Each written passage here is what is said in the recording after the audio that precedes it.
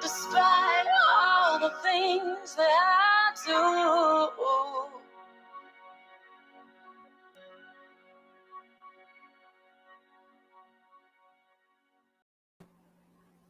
What's happening? It's the motherfucking New York Hardcore Chronicles live, sponsored by New York Hardcore Comics,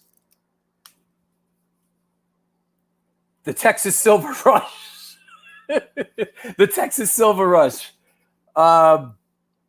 Organic Grill, and you, whatever the fuck you're back, whatever whatever you're into, I'm backing it today. It's shout out Sunday. What's happening? What's happening, Al? I hope you're well. Never heard the Cro-Mags covered like this before. Well, we're going to talk about it today. Who's the artist? Well, we're going to talk about it today. You know? Upstate Rick, what's happening? I'm ready for a great show today, too. I missed everybody. I really did. I really missed our little community here. You know? It happens. May, what's up? Shout out. May shouting out the chat room crew. Good. There you go. There you go. Hi from Montreal. What's happening, Philippe? How's things up in Montreal? Is it snowing yet, bro? You know? Fucking Montreal. Love Montreal. It's like a European city, you know? What's happening, bananas? Hey, Drew from Florida via Long Island. What's up, Paulie? I hope you're well. South of France. Let's do this. Where are you in the south of France? Are you in Nice? Love Nice, my kind of town. Where are you in France? Francois? Hey, Francois, where in France are you, bro? Michael Burns represented Tampa, Florida. From Tampa, Florida, Nice, France, everywhere in between, you know? When's seeing Red playing again? I don't know. We'll talk about that when we get and bring our guest on. That was fun, though. We got to, okay. Got it. Toulouse, not Nice. Okay. Rick Bruce, what's happening? Hope you're well, bro. Like I said, now that I have my wits about me, this is the New York Hardcore Chronicles Live, sponsored by New York Hardcore Comics, the Organic Grill, the Texas Silver Rush, and Chain Reaction Records and Skateboards. It's a weird kind of morning, man. Or day. What can I say? Where's my shit at? God, I'm sorry. It's gonna take me a minute to get up to speed here today. Not sure why. All right. Well, hey, let me tell you something about New York Hardcore Comics. New York Hardcore Comics opened back in 2013 when lifelong friends Debo the Pro and Lee Fraley combined their collections and obsessions for comic books, punk rock, toys, statues, magic, the gathering, and all things horror. The store is located at 117 Main Street in Dobbs Ferry, New York. If you want to support them during this pandemic, please contact them via email at newyorkhardcorecomics@gmail.com or any social media chat form. That's New York Hardcore Comics. What's happening? What's happening, Goyles? What's happening in London, May? Anyway, what's up, Lenny? Where are you, Lenny? How are you, buddy? Good to see everybody. Ugh. Good to see everyone. I hope everybody's okay out there. You know, I'm thinking of you. I've been thinking of you. How about that 50th show we just did? That was a blast, huh? That was cool. Who knows what's next? We got a guy from Deep Purple. We got a guy from Deep Purple and Rainbow on the show. Who knows what's next, right? Don't worry, I got cards up my sleeve. Actually, let's talk about what's next a second. Coming up next, literally next, is our friend on the next show, that is. Our next show is Mr. Alan Robert from Life of Agony. So, how about that? Looking forward to Alan coming on and talking about Life of Agony and the bands he's been in and Spoiler NYC and all his artwork and stuff. Then, after Senor Allen, we have Charlie from Gorilla Biscuits and Judge coming on. So that should be cool. And then, after Charlie, is Phil Caivano from Monster Magnet Blitzbier, as Joe Bruno used to say, Blitzbier, Murphy's Law, and Shrapnel. And then is Joe Sangko, another Queens guy representing on the show from Outburst. A couple more shows we're gonna announce in a little bit. But let's get cracking. I don't need to be bullshitting much more. I had no clue anything about Don Airy. Always great to learn new facts. Yeah, man. This is like Channel 13. This is like PBS. Like you come and it's an educational channel. I'm like, this is an educational channel here. So there you go. AJ Morocco, what's up, Drew? I love your show. Cheers from Denver, the Mile High City. Yo, AJ Morocco, are you familiar with Chain Reaction Records in Denver, Colorado, our sponsor? Where the hell's my paperwork for them? What the fuck is going on? Aha! Chain Reaction Records and Skateboards, located in Lakewood, Colorado, is the Rocky Mountain headquarters of all things punk, hardcore, and metal. Established in 2014, they have the largest selection of records, CDs, shirts, stickers, patches, and accessories between Chicago and Los Angeles. From the pit to the ditch, they've got your back. Get in touch with them at www.chainreactionrecords.com. So here we go. What's up, Steven Messina? Let's do photo of the day. What's happening, bro? Hello.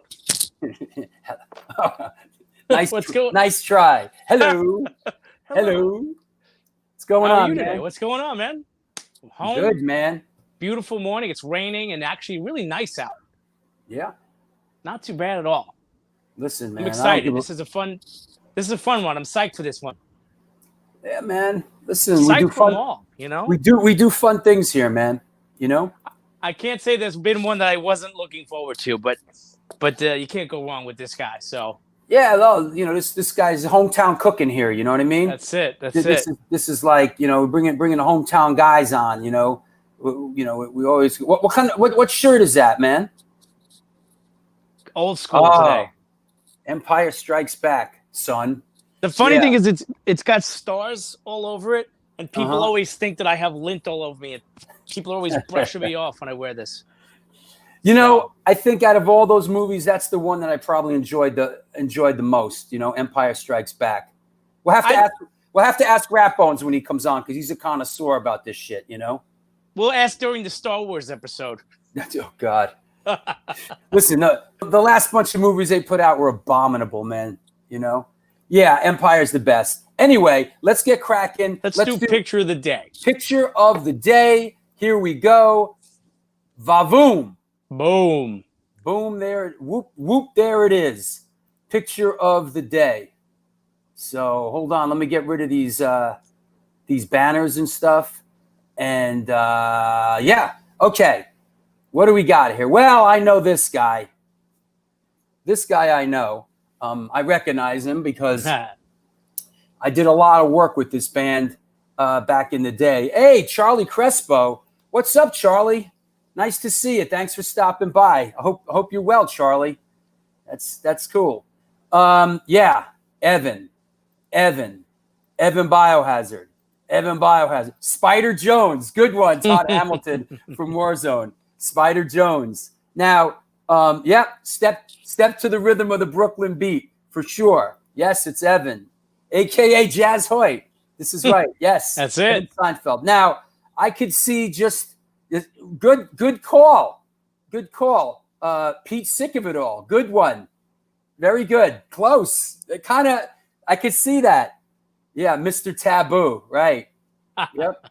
Now, knowing what I know from working with this band for many years, this to me looks like a photo that was taken kind of like really towards the end of when he was in the band, right? Well, yeah, this is obviously when he like drastically like dropped weight and got into shape right towards the end. I think it was after he'd done Oz and everything like that. This is taken in 2009, and this was Biohazard and Bulldoze at the Crazy Donkey in Farmingdale, which is one of my favorite places to see shows and to shoot shows. And they played there pretty often, actually. And this was one of the last shows, because they reunited the original lineup with Bobby right before this, and then they played this show. And Yep. you know, always a great place to see them. And by then he was already into his other business as well. And yeah, you sent me another photo from that show, but I like this comment here. Is he in witness protection or something? And truth be told, I've reached out to him about coming on the show, and he has no interest in it. He has no interest in coming on the show. Doesn't want to do it. I think at this point, I don't think he even wants to talk about. I don't think Evan Seinfeld wants to talk about the old days and New York, and he's a Hollywood guy now. He doesn't want to talk about the old, Biohazard stuff, New York hardcore, anything like that. He has no interest in it. But yeah, so basically it is like, yeah, he's kind of in witness protection, and he has no interest in coming on the show. So that's maybe things will change. Let me find this other photo. yeah, it's a good one. Yeah, you sent me this other photo as well, and this sort of this kind of signals. Yeah, this was sort of the end of that was yeah. What could you say about this? Porno director extraordinaire. Yeah, he got into down for a while. Good one, B. Down, not down. Instead of down for life, down for a while. That's a good one. Yeah. Yep. Yeah, these were the girls that, if you ever remember the Crazy Donkey, they had the dancers. Yeah. Like between bands, like they would have girls right? get up and dance. So they all worked there. Yeah. These are locals. I thought these were like. Yeah, no, these are the club loaded girls. Oh, I thought these were like, No, that wasn't like his entourage or anything. Yeah. But no, they were the girls that worked there at every show. Yep. Hey, listen, Evan sold out. Listen, who are you to say Evan sold out? How do you know what Evan? Yeah. I don't listen. People move on. People do other things. Yep. People go Hollywood. Listen, he made Urban Discipline. He made that first album, State of the Union. Hey, be careful, man. Yeah. Before we start, throwing that around, who sold out? I sold out, right? We all, Yep. Whatever, I think, I want to say this about Evan before we move on, is that I talked to Evan really towards the end of his stay in Biohazard, and he said to me, I just feel nothing with this now.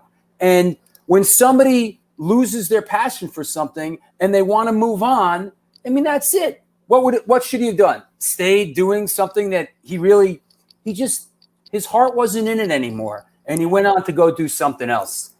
Better not to fake it, Yeah, I mean, it sucks. We all miss Biohazard, man, And I think, what money? What do you mean? Who turns down money? What makes you think that? What do you think they offered? Hey, we're going to give you $1 million if you leave Biohazard. Like, what do you? Come on, Rick. Yeah, you just moved on. There's no big money. Hey, listen, man. If you sign right here, we're going to give you $1 million for leaving Biohazard. Guy's fucking struggling and doing whatever he can do to fucking that's right. State of the World Address and Urban Discipline were like game changers. Oh yeah. Absolutely. Hey, you know what? While we're here, and believe me, don't get me wrong, like Evan Seinfeld, we're not friends. I haven't talked to him in a couple years, so don't get me wrong. It's not like we're super pals here, but I do want to say this, which reminds me right now of, this segues. I want to announce a new show right now. It segues in with the Biohazard stuff we're talking about, and coming up on Wednesday, September 2nd, is Ed Stasium, producer Ed Stasium. And for those that may not know this, Ed Stasium produced the Ramones, Living Color Vivid, Motorhead, and Biohazard, State of the World Address, and New World Disorder, and also the Misfits and a ton of other stuff. So we got Ed Stasium coming on the show. He produced a bunch of Ramones stuff. He actually played guitar on a bunch of Ramones stuff. Oh, wow. Listen, it's no secret that Johnny Ramone barely played guitar on any of those Ramones records. Yes,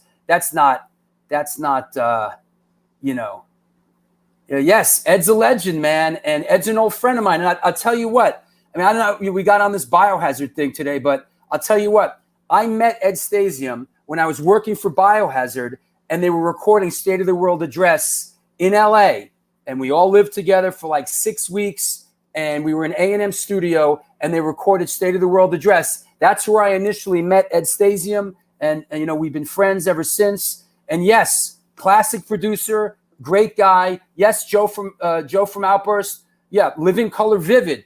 He produced that. Cult a monster record. Yep. Yeah.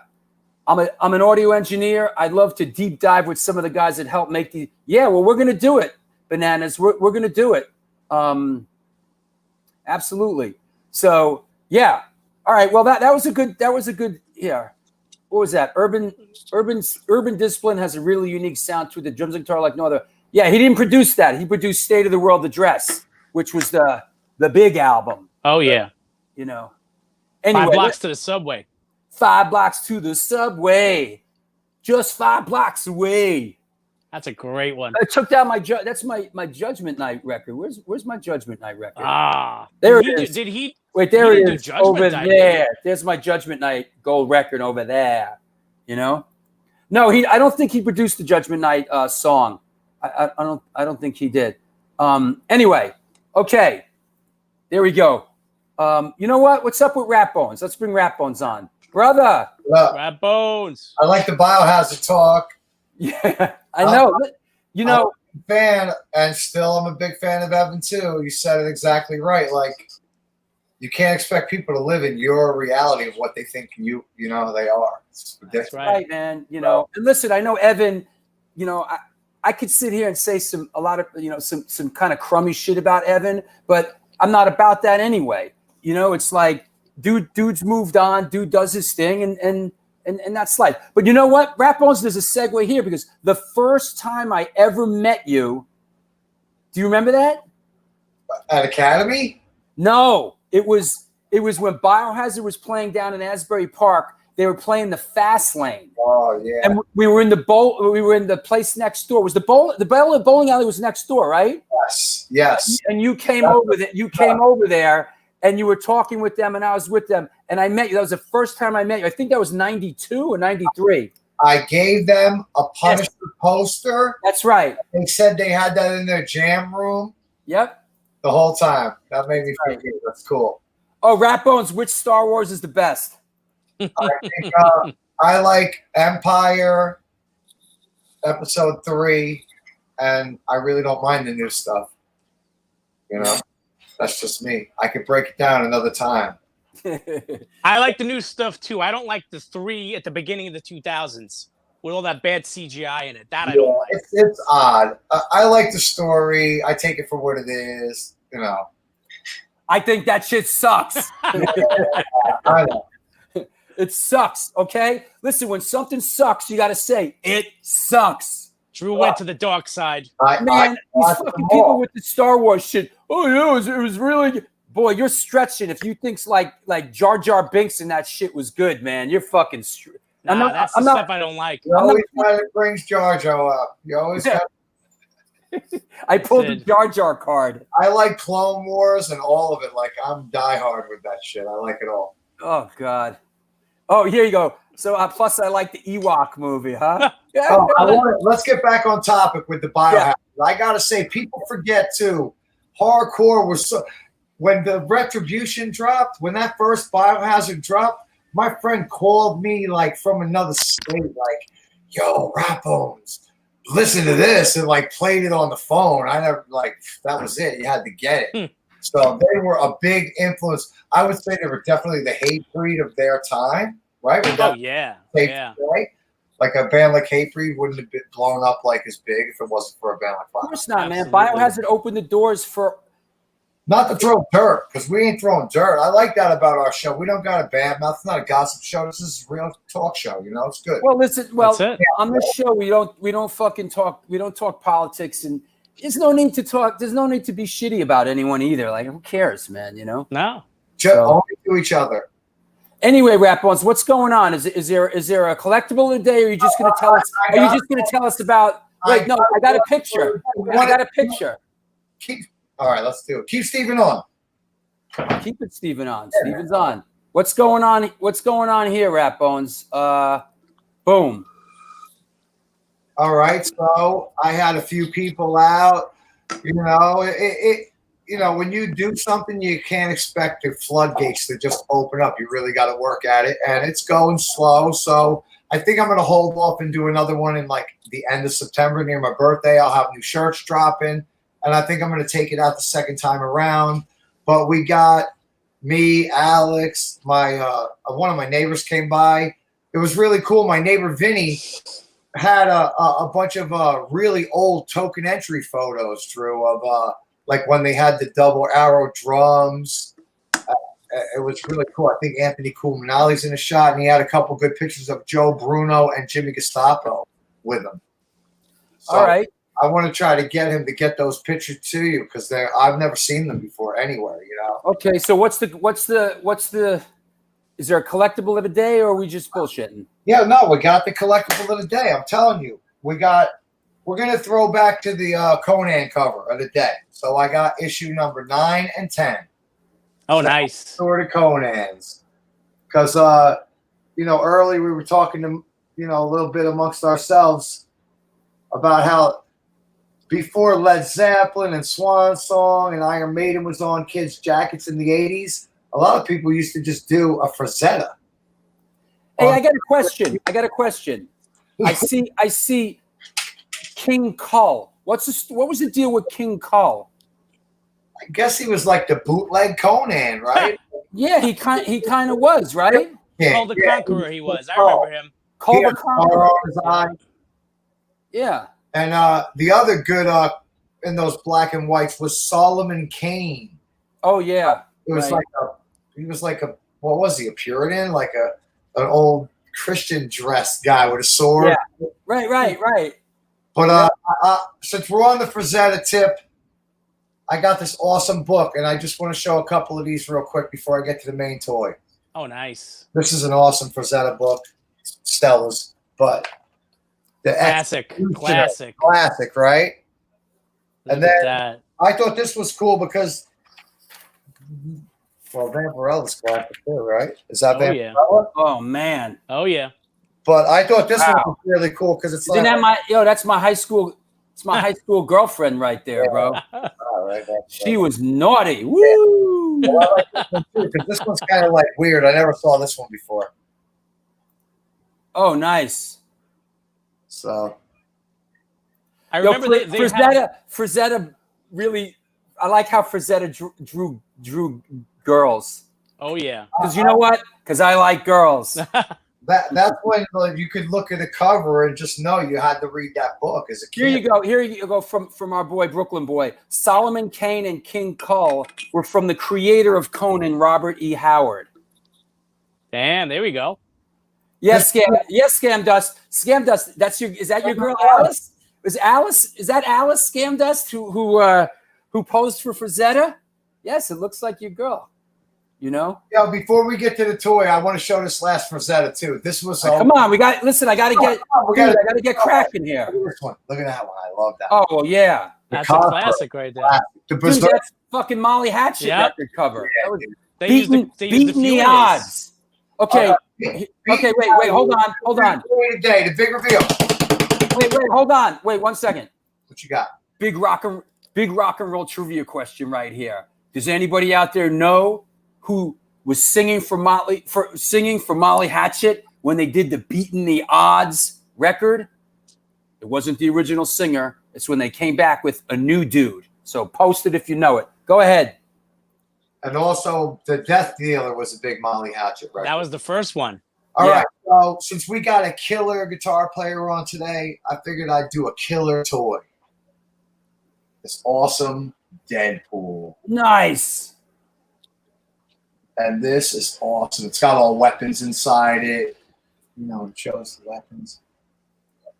And I'll have this for sale in September. It'll be on the chopping block. Nice. Yeah, sick. Everything is on the table. That's the big toy today, Deadpool.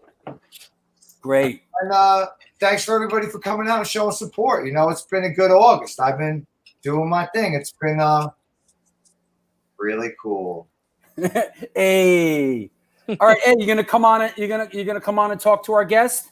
Of course, I go with the tie-in for the Lethal Aggression. Rob DeFrozier from Lethal Aggression was like my childhood friend, and Mike and he were in Breakdown at the same time. So Cool. all right. here. We'll see. Listen, we'll see you guys in a bit. Steven, we'll see you.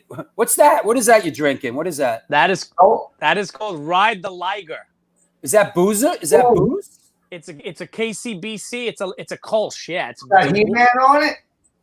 no. It's actually looks kind of like He-Man. He-Man on it. KCBC. That's King He-Man.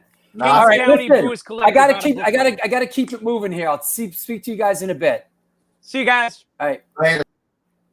Yo, boom. It's the New York Hardcore Chronicles live, sponsored by New York Hardcore Comics, The Organic Grill, Texas Silver Rush, and Chain Reaction Records. To tell you a little bit about Organic Grill, they're a vegan restaurant located in the East Village of New York City at 123 First Avenue, featured in New York Magazine, the New York Times, and Veg News. Their dishes have won numerous awards, including Best Veggie Burger. They make their own cheeses, sausages, burger patties, and every diss. Yo,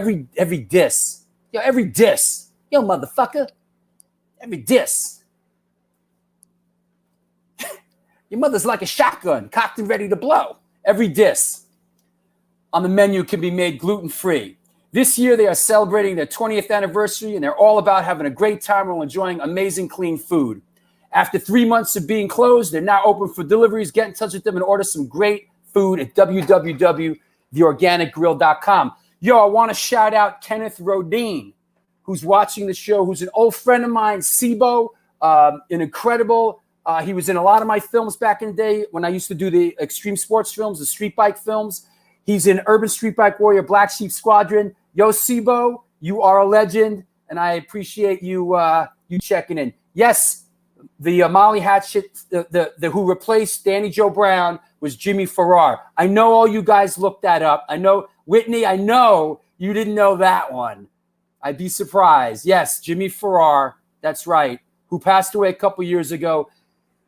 I was recently, revisiting those Molly Hatchet records. So, yeah. So your mama jokes. It's on. Here we go. It's your mama jokes. Hey, your mama's like your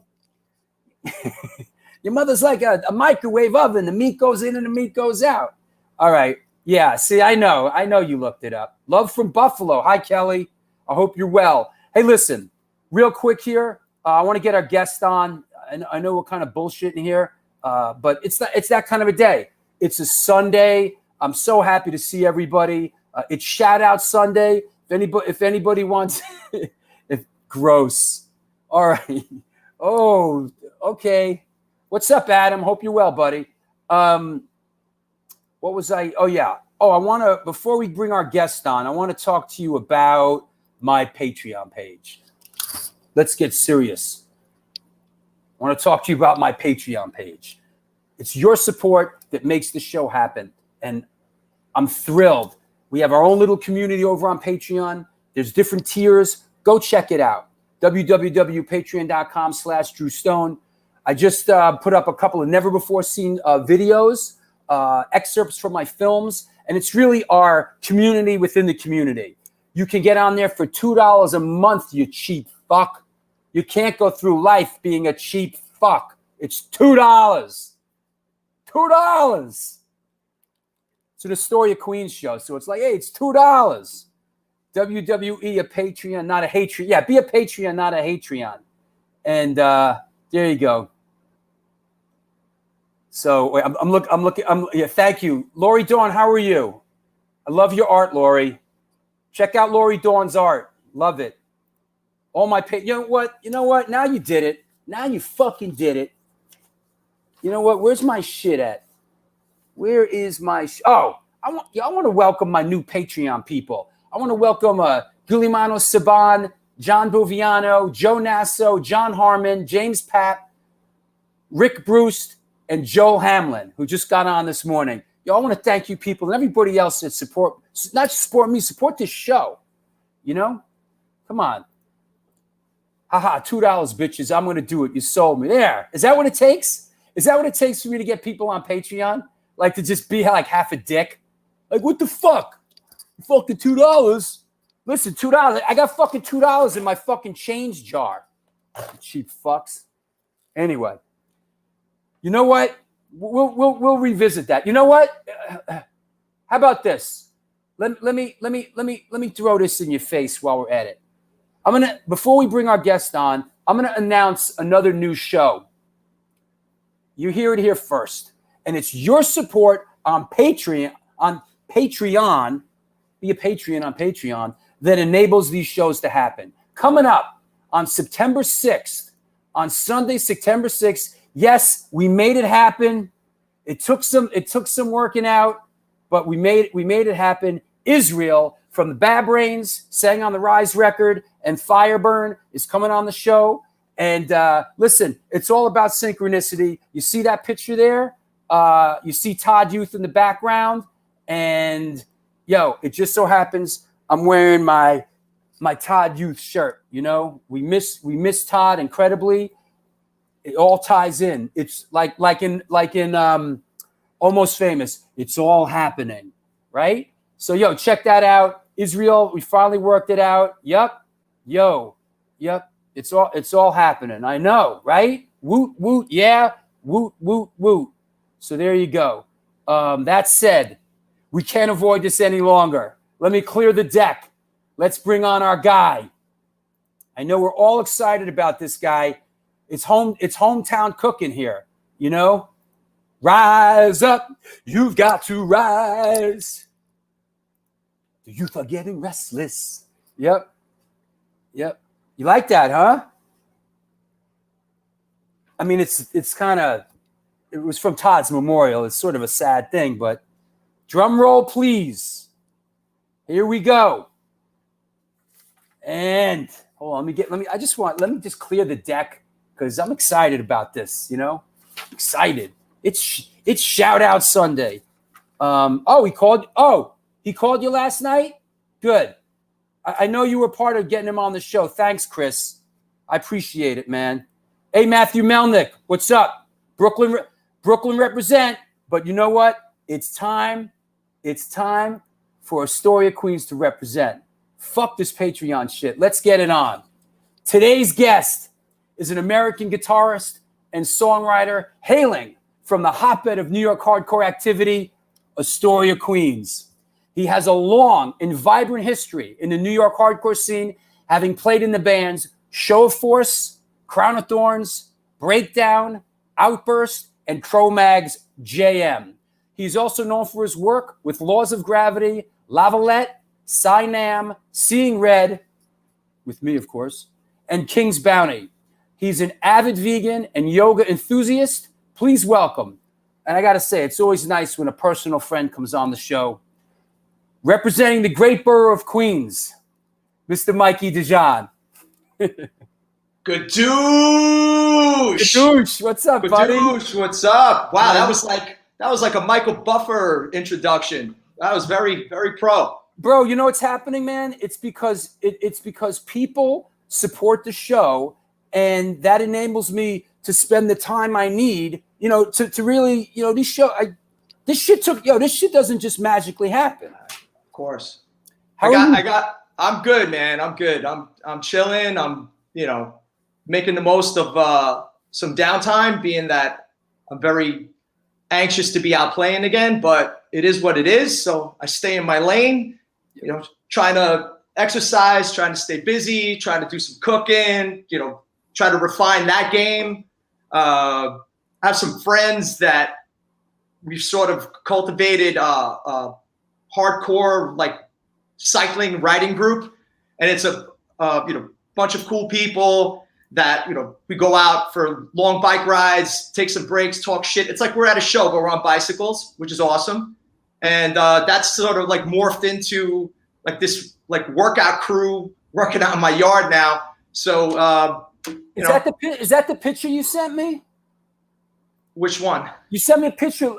Is this? Oh no, that picture I sent you was that was an improbable yoga class I taught at a festival in Europe. Oh, hold on. Let's listen. Let me just say this. Anything goes today, so get ready.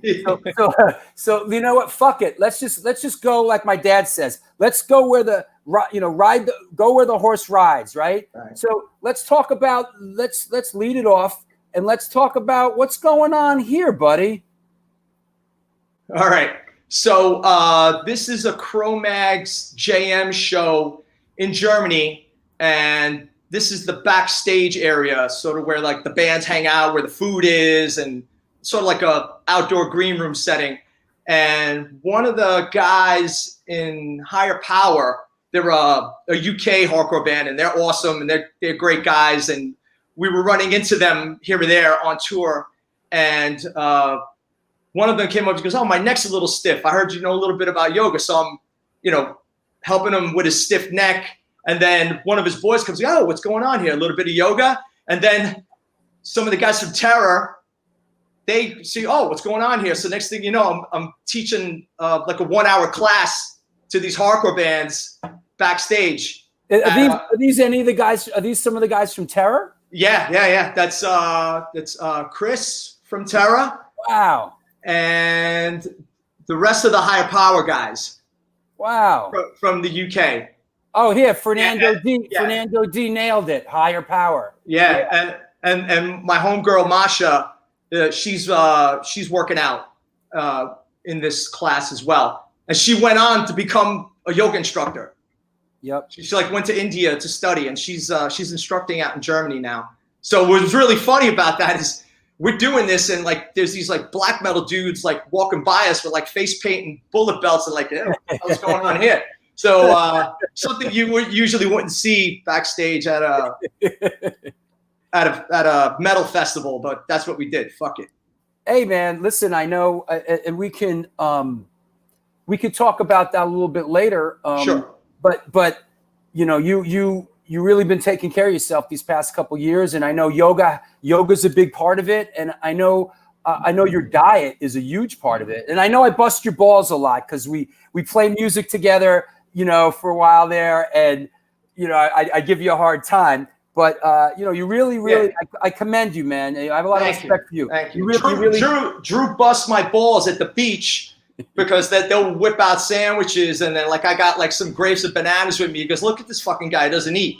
So like when he sees me actually eating a meal, he goes, "Oh my God!" He'll like, you know, rub his eyes, and I know you're breaking my balls. It's all in good fun. Now, it all started because when we were playing and Seeing Red together, we were doing this Minor Threat thing a while back.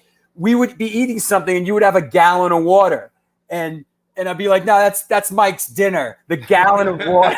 Mike doesn't eat food; he just drinks a gallon of water. Yeah. It's sort of a myth that you know that the food comes in once in a while. So right. So you know what? This is an exciting show. Let's we talk. You know, before we move on though, were you going out on the road? Did anything get canceled when this thing hit? Did you have any plans? Wasn't Outburst going to go out or something? No, Outburst went out for a week in Europe with Terror right. for a leg of their tour. The tour that I had schedule that got canceled was Agnostic Front, Sick of It All, and Crown of Thorns in the U.S.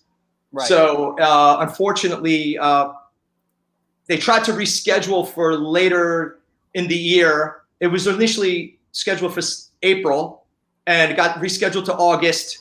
Now it's rescheduled to next year. Wow. And it'll end at the Black and Blue Bowl as it's rescheduled. Well, that's nice, man. I mean, it's good to know that that there's a light at the end of the tunnel, and there's a lot of exciting shows to play, right? Yeah. I'm confident that we will come to some normalcy at some point.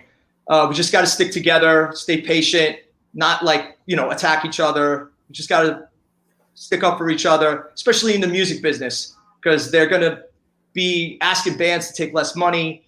They're going to be, definitely stretching the bands out because everyone's losing money. So the more we stick together, the more we're patient and diligent, I think we'll pull through it. Right on. And our boy Nick Black Sabbath asks, was that Outburst's first European tour? Yes, it was. Yeah. Wow. Yeah. 30 plus years. That was their first trip to Europe. And it was great. Yeah.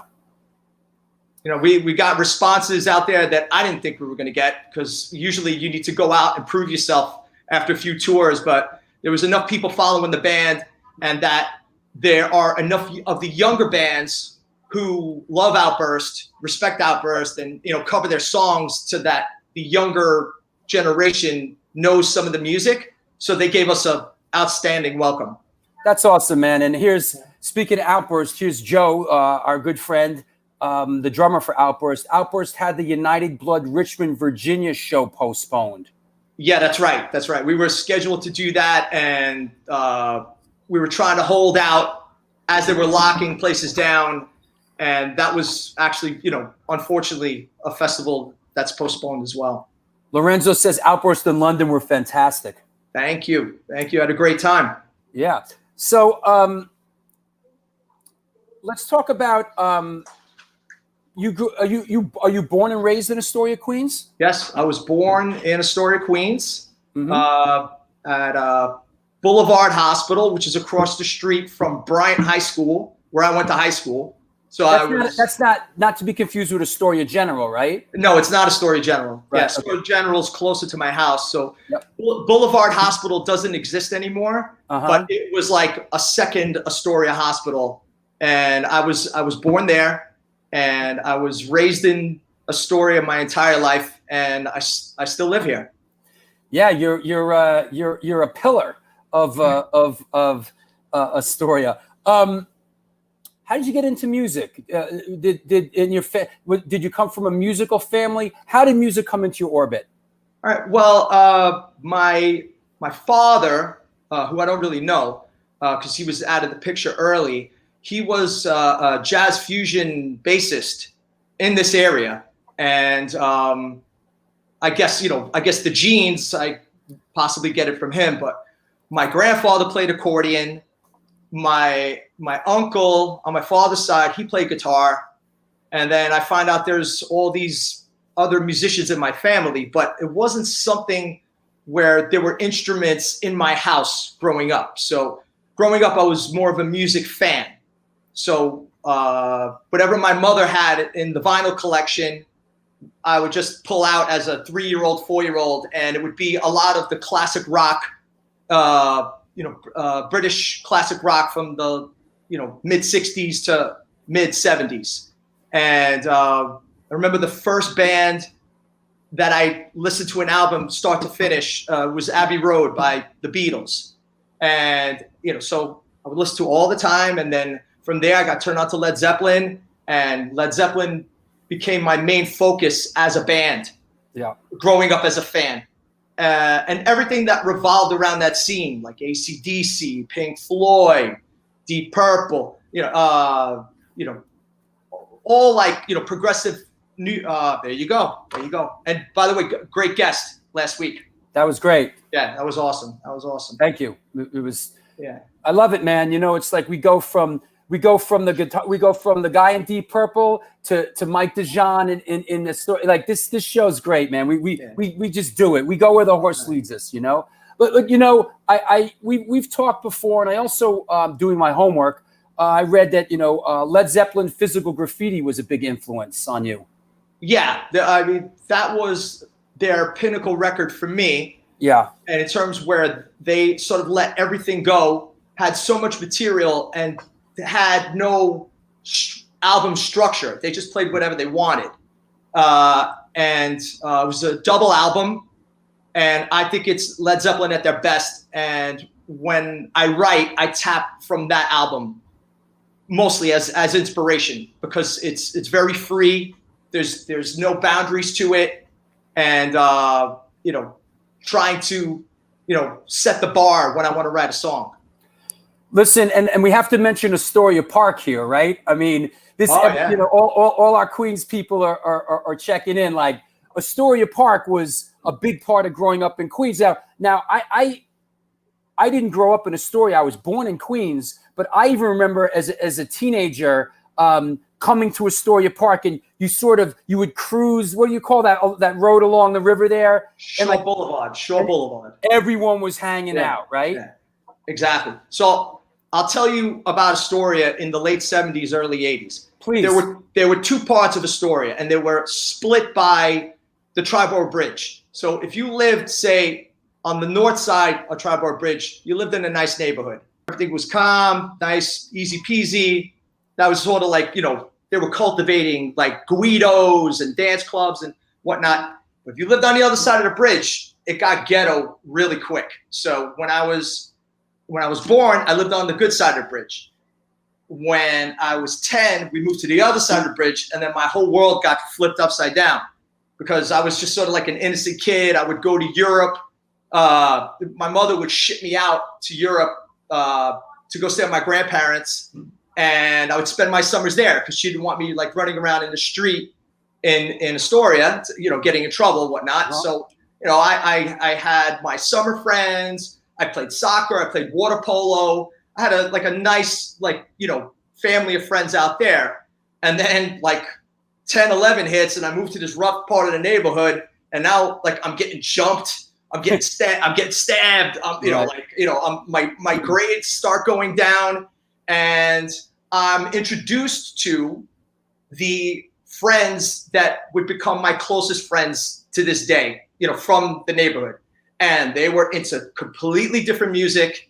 They were already exploring British invasion metal. They were already, diving into punk rock stuff that I knew nothing about, because, like I said before, I had been listening to a lot of classic rock and, nothing, too, off the wall, So enter these guys, and, when they saw new kids in the neighborhood, those were like fresh meat. So I'd get picked on, my brothers would get picked on. If I tried to defend my brothers, they'd beat all three of us up. And then after a while, you build some tough skin, and then you get accepted in, and that was kind of what the neighborhood was. You had to be tough enough to hang out with these guys. And had a lot of Astoria was predominantly, and I know it still is, but back then, wasn't Astoria predominantly a Greek area? A Greek area on the north side of the bridge. Oh, right, okay. And then there was a lot of the neighborhood I moved to was primarily Italian, right, yeah, got it. Yeah. So it's just it's Italian, Sicilian, Irish, and everyone was pretty tough, and it was a mixed bag. And we had the Astoria Projects 5 blocks away, which is a rough neighborhood. Then we had the Ravenswood Projects, that was rough, 10 blocks away, and 20 blocks away we had the Queensbridge Projects, right, that had their own craziness going on, their own music revolution going on. It was Nas was from the Queensbridge Projects, and isn't the Prodigy and the basketball player, who am I thinking of? Really famous basketball player came out of there too. The really wild guy. He was wild. I forgot his name. Somebody. But Queensbridge Projects was like a fucking. It was like Escape from New York in there. It was like its own. That was a dangerous area, man. Luckily, I played football with a lot of the Queensbridge Projects guys, and luckily, I was able to be friends with those guys, so I never had any. Ron Artest. That's it. That figures. Oh, there you go. Figures it comes from It was Joe. Jojo. Yeah. Jojo was a big basketball fan. Yes, Yeah. Ron Artest came from the Queensbridge Projects. Anyway, I'm He's sorry. an aficionado. So basically, as I became friends with the neighborhood, a lot of these guys were playing in bands, and the one person that had been sort of advancing already since like 81, 82 from the neighborhood was AJ Novello, one of my closest dear friends. So he was already going downtown and coming back and turning us on to new music. So we would take our boom boxes, because that's what we used back then. We'd take a boom box to bring it to Astoria Park, and we'd play all these demo tapes that AJ would bring from downtown, because people would hand them out to him, because he was already playing in Leeway's first version, named The Unruled. Right. And, which was a bunch of Astoria Queens guys. Right? Yes. So Eddie and the drummer AJ, drummer was drummer was Sas.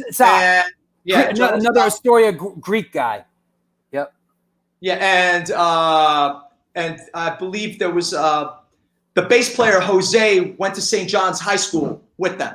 Right. So basically, AJ was the bridge to turn us on to more alternative music. And then once that got moving, we would sort of investigate and try to find newer bands. So anyone that got a new demo tape, they would bring it to the park, and we'd all listen together on the boom box, whether it was summer, winter. We didn't care, because, we couldn't do this stuff in the house. We had most of us had old school European parents that if they heard this stuff, they'd be like, what do you listen to, devil music? We couldn't do anything in the house. So our base was the park.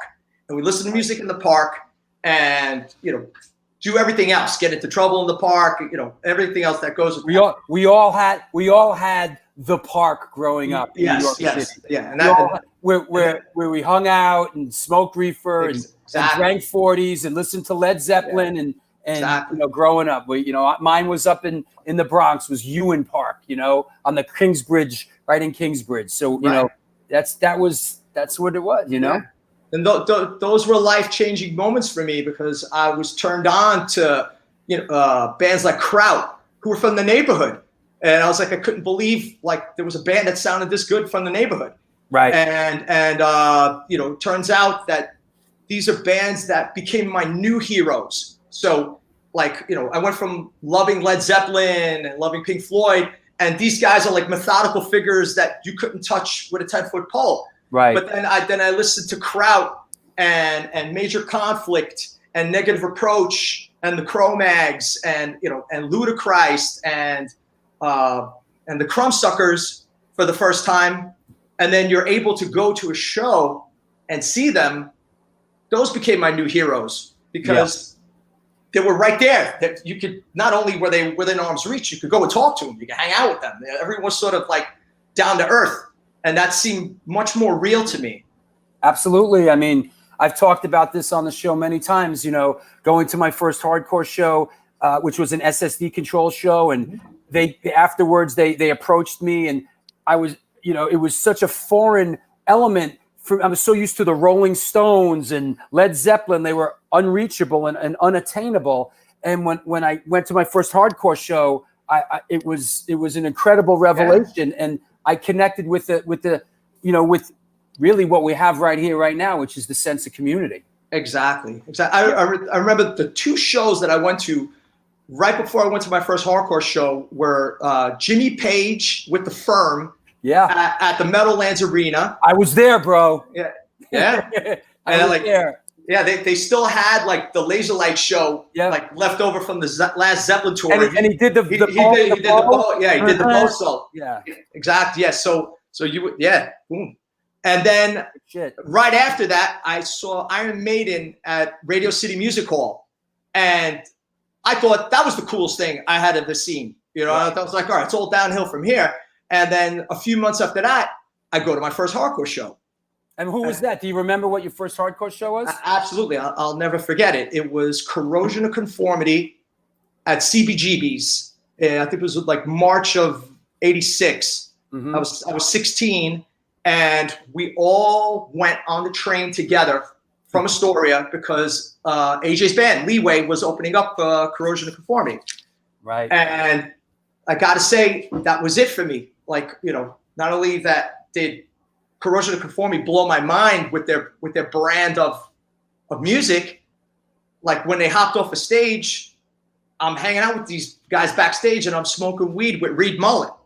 And rest in peace. And he's like nicest guy, one of my major. He was a nice guy. Yeah, super nice guy, and a major musical influence to me. And at that time, I had still not picked up an instrument yet. Right. I was just a fan. So what led you? Why guitar? What drew you? Why'd you pick up guitar? Okay, so a lot of that has to do, again, with the guys from the neighborhood. Yep. Because they were playing in bands, and what they used to do was we didn't go to rehearsal studios or pay for any of that stuff. So AJ used to jam with JoJo from Outburst, and he used to write Leeway songs with JoJo, and then get ideas, and then he'd present them to the band. Mm-hmm. And if it was cold out, I'd be hanging out there and I'd be watching them, just jamming in a garage. And there was another guy that lived a block away named Emilio mm-hmm. that had a basement with all instruments in it as well. So we'd either go to JoJo's garage or Emilio's basement. And whenever they would take breaks, I'd like stare at the instruments and I'd be like, well, let me see if I could, fiddle around, see what this is all about. And I would just mess around on bass or keyboards or guitar when these guys were taking breaks. And, going to shows more and more, I just felt that I wanted to be a part of it in some way. Because, again, that sense of community that you're talking about, I swear, I feel like I didn't belong in my surroundings in Queens. When I started going to matinees at CBGB's, everyone there was super cool. If you were cool, they were cool. If you were a dick, you'd get stomped out. Mm-hmm. So it was simple as that. Or if you were a dick, or if you had long hair. I know. I'm being silly. Not in the mid '80s, because there was a good mix of people going to gigs. So if there was like Nuclear Assault or Ludacris and the Crumbsuckers, they attracted metalheads. That was the crossover. That was the crossover, and I believe that's how shows got packed out in the mid '80s, where they jumped from playing small venues to playing at Irving Plaza or say like the old Ritz, because there was a mixed bag. It wasn't just like one sect of people. So it was like metalheads, skinheads, b-boys, and just traditional hardcore heads. But Matt Henderson chiming in. The big question: where is the Music Man amp? That's the big question. The Music Man amp has a blown transformer in it, and it's in my mother's garage. And I'll never get rid of it. It'll get fixed. It's like one of those antiques that's just waiting to get fixed. But it's not in the cars right now. What's up, Matty? I love you, brother. Yeah, man. So let's push it along. What was your first band, and how did you get into? How did you get into the first band? Okay. All right. So, like I said, when I started toying around with instruments, my friend Rob had another house around the corner with instruments in it. And we actually got together on our own and tried to finish songs. Like we would do covers, try to do like Black Sabbath covers or a Bad Brains cover or anything that we could play with our whatever limited ability. We didn't know how to play. That's how it starts. Exactly. Yeah. So I never went for lessons. I just kind of grabbed it and tried to learn everything by ear or by feel. Mm-hmm. And that morphed into me starting my first band, which was Show of Force. And my friends from the neighborhood helped me form the band at that's is not that Show of Force, or is that later? No, that's later. That's later. Oh shit, that's the Music Man head, Matty. There it is, Matty. Yeah.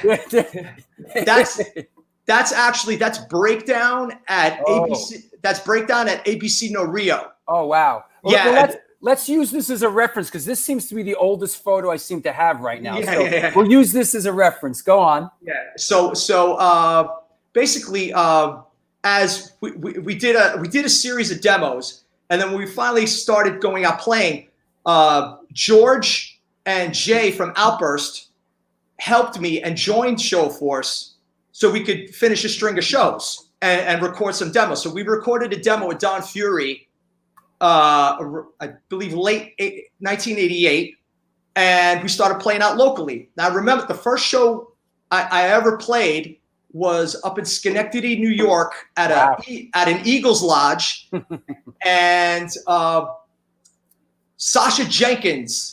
Whoa! He came up with us and with a video camera, which was probably the size of a cinder block, and he filmed the show. That's what I remember vividly about that show. And this was Show of Force. This was Show of Force. That was the first real show I ever played. Was in Schenectady. We took a road trip and went to Schenectady, New York, and I felt like I had done a tour or something. It was like the biggest deal ever.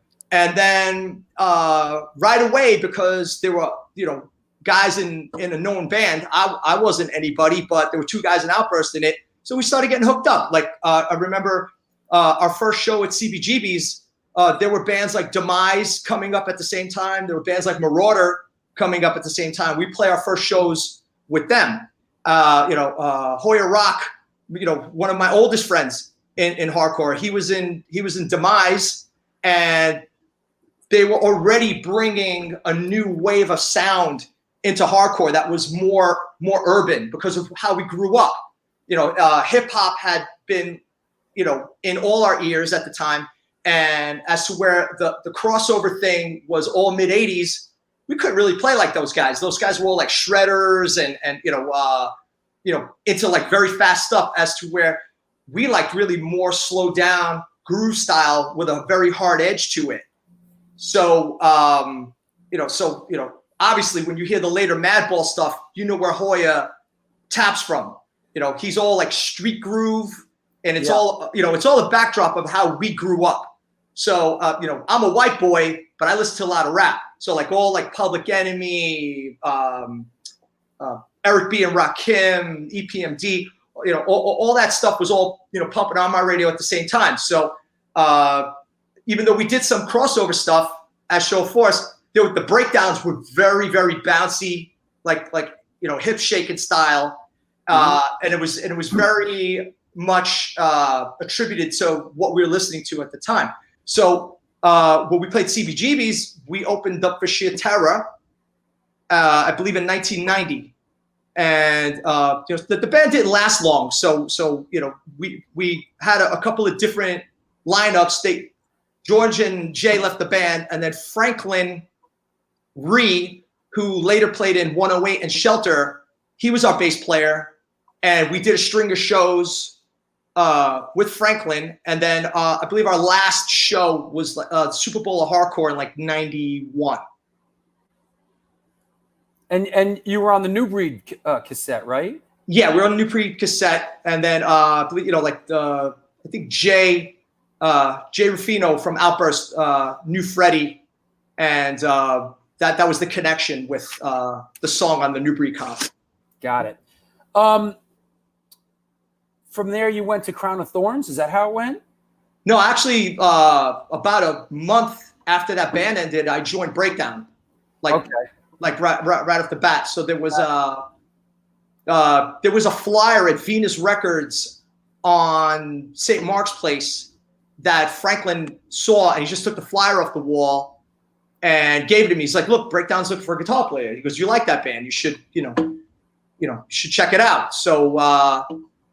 Actually AJ put a good word in for me because he had been filling in for, oh wow, look at these guys. Look at this crew. AJ had been filling in for them for a while, and I learned the 7-inch demo that AJ lent me, and I remember our first jam was at a place called Boo Studios in Midtown. Oh yeah, sure, I remember Boo. Yeah. Boo Studios, and the lineup at that time was myself, Larry Suzy, who's in Sub-Zero, Rob DeFrosia, who was in Lethal Aggression, they were like the pride in New Jersey hardcore at the time. And a drummer named Joe Farley, who was Rob DeFrocia's friend from South Jersey, who unfortunately is not with us anymore. A great guy, great drummer, and that lineup stayed together for about 3-4 years with Jeff, the original member. Wow. Is that it? That yeah. So in the middle is Joe Farley. To the male model next to him with the blue flannel is Larry, right? Yeah.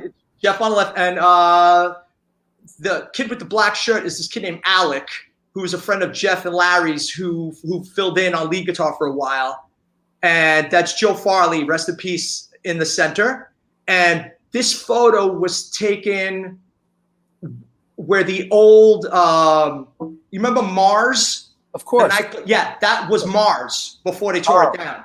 Wow. So we climbed in there. It was sort of like a dilapidated, as you could see, and like the floors were like caving in. So we're like, yeah, why not? Let's do a photo shoot here.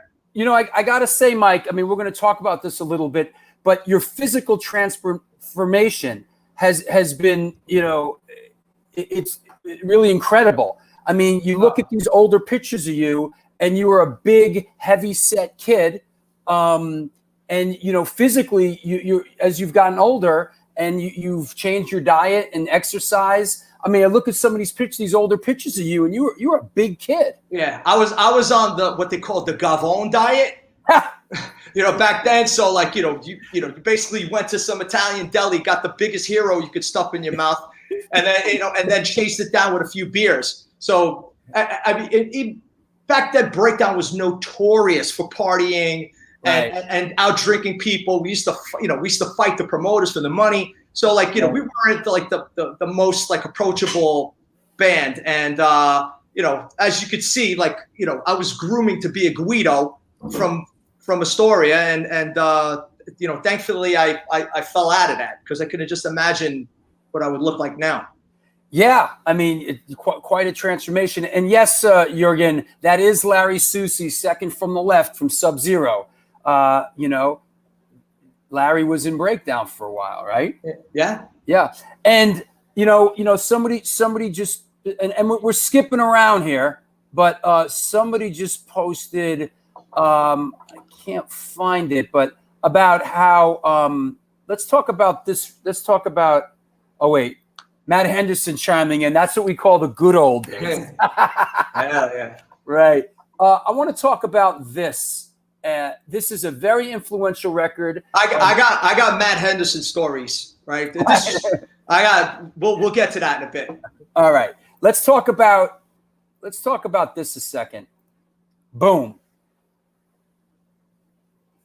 How did this come to be? Tell us about joining this band. A lot of people, this band, this record, really spoke to a lot of people. All right. So this band, basically, I was home, and Franklin, who I had played in a show Force with, he calls me up, and he says, "Hey, I'm at a jam right now. They're at a studio called Underground in Woodside, Queens." And wow, never heard of that one.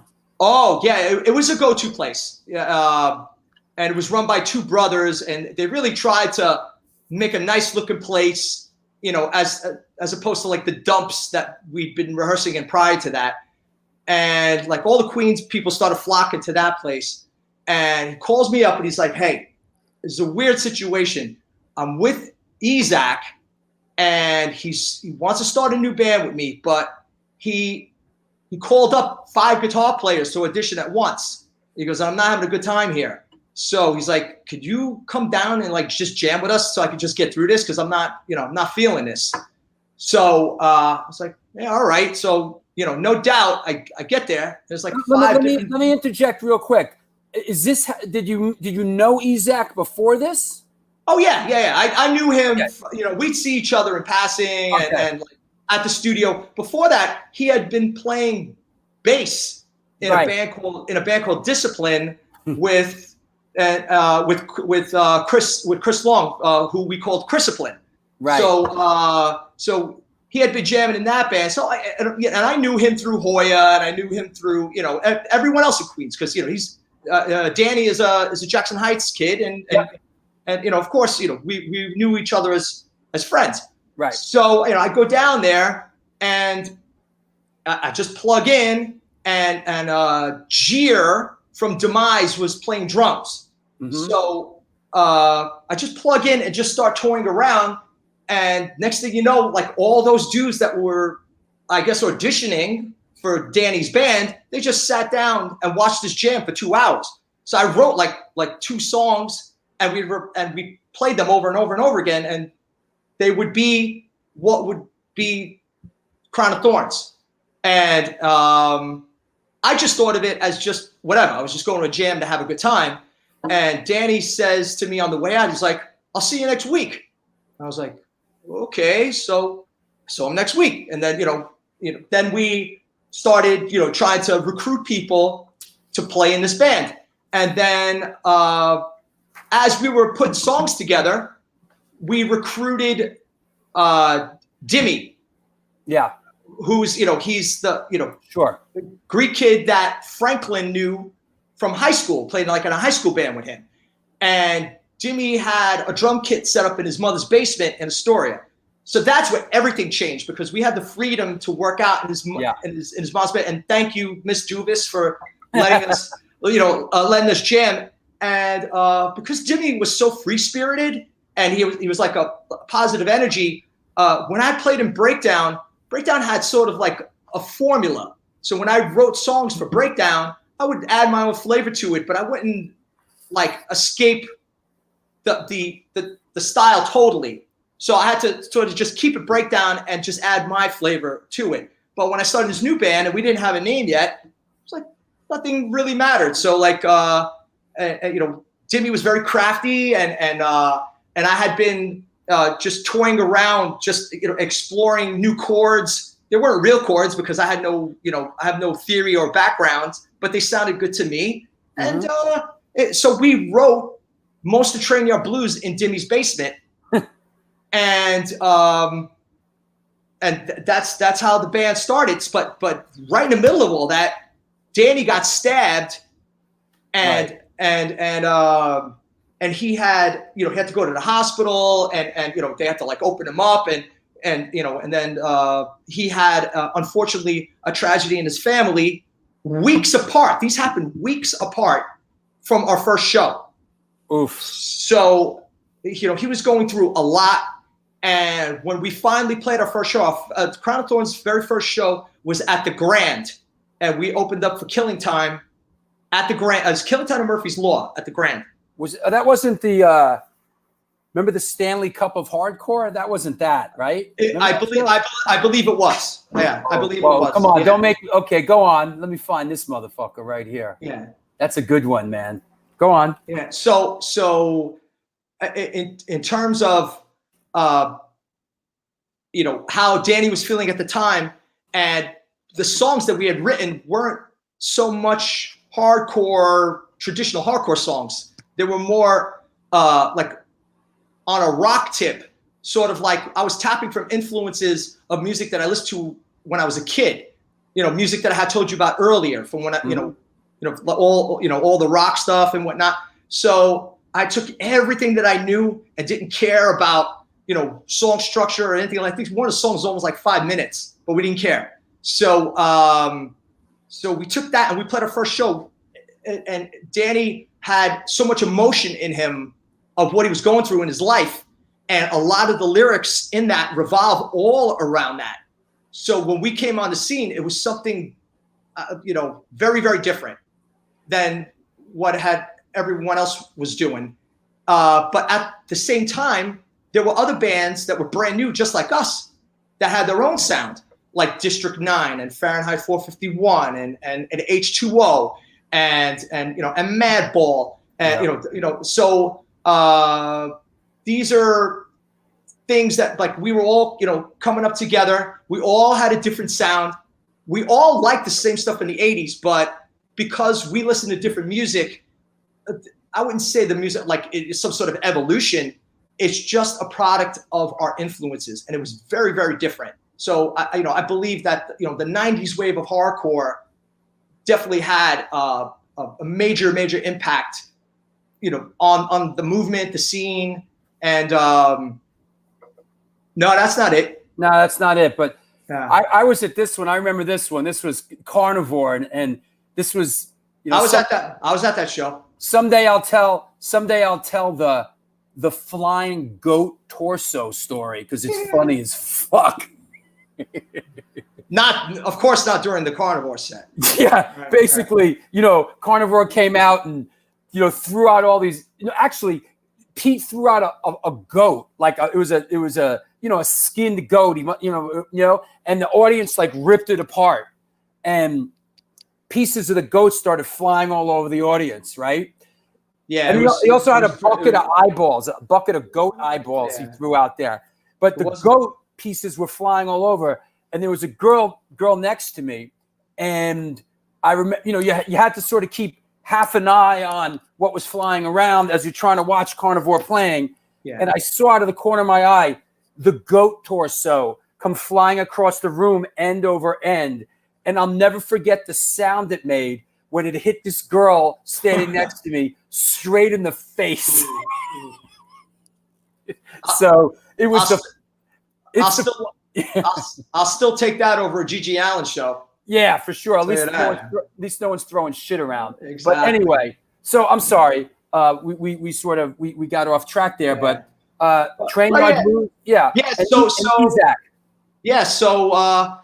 that one show sort of catapulted us into a circle that I never thought we'd be into, because bands that I really looked up to, like, dug us and like hooked us up with shows. Like Sheer Terror took us on a whole run of shows. Murphy's Law took us on a whole run of shows.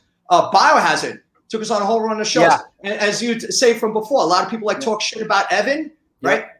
When Biohazard did their record release party at Roseland, they put all hardcore bands on the bill, and we were one of them. So they always looked out for us. And they were, even though they moved on to bigger and better things, they went to hardcore shows, and they were down, and they were friends with everyone, and they sort of like were supporters of Madball and all the up and coming groups. So if you got something to say bad about Evan, like in that regard, as to like selling out and shit like that, what did you do?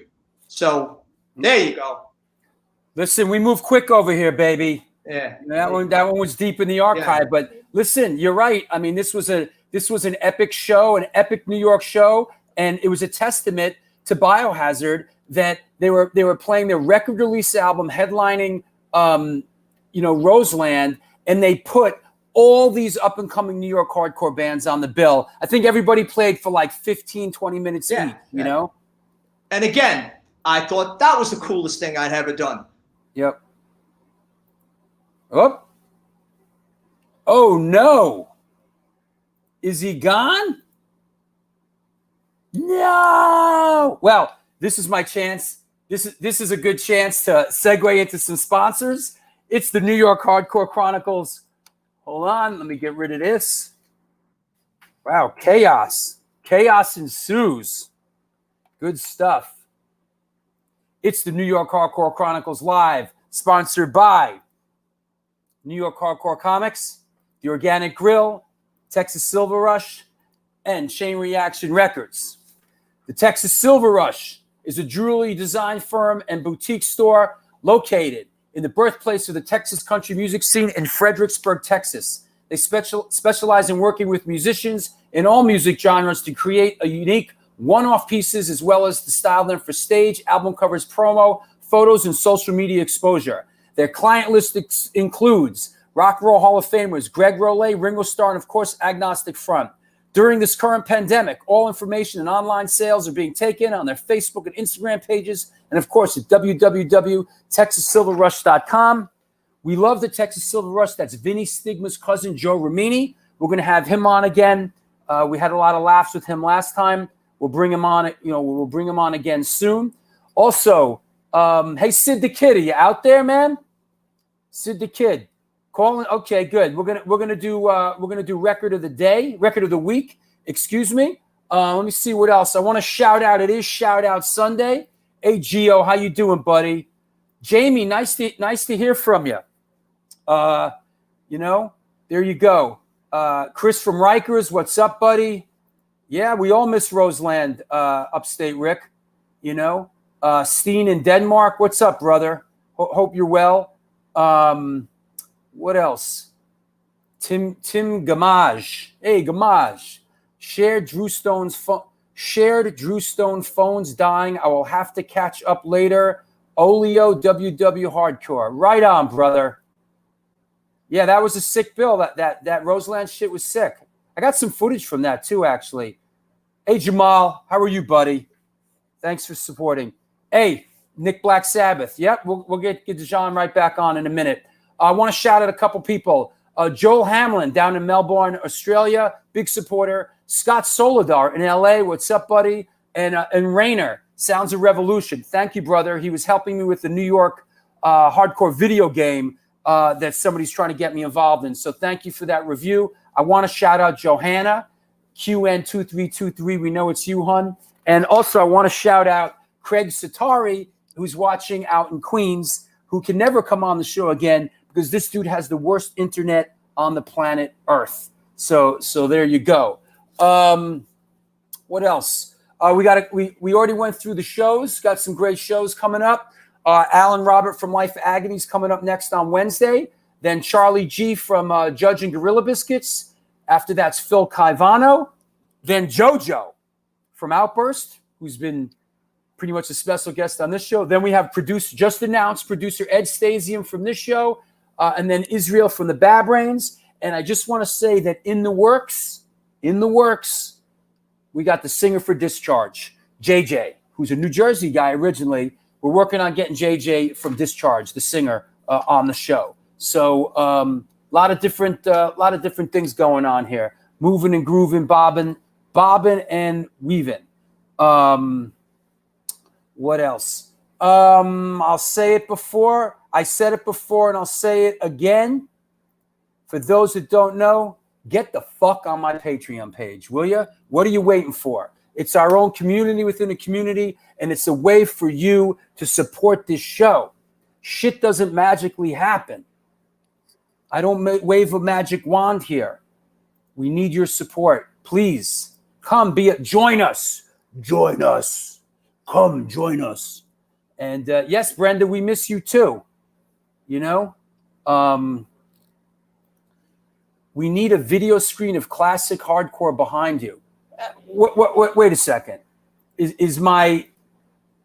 That's not classic. That's not enough for you. My Sick of It All, my Typo Negative gold record, my Run DMC gold record, the poster for my all ages film. You know, I try to, there's my Judgment Night. Look, I try to move it around, keep it interesting. Support the arts, folks.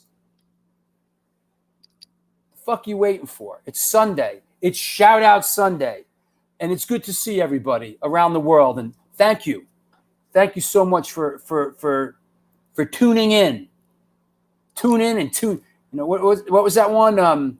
Tune in and drop out. That's right. Where's my Onyx Gold record? Oh, the Onyx Gold record's around the corner there. I try to move. I know, right? Can you have jugglers and fire breathers behind you?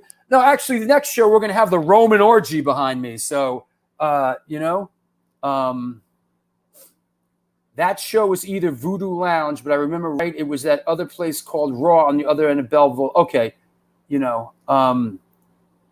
getting my name called out by Drew fulfills my wish of hearing my name on Romper Room in the 70s. Thank you, sir. LOL.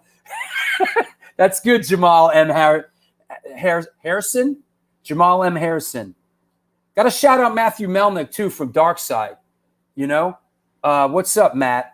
From Darkside and Darkside NYC and Down Low and a lot of other bands, man. Matthew Melnick, a solid New York hardcore soldier.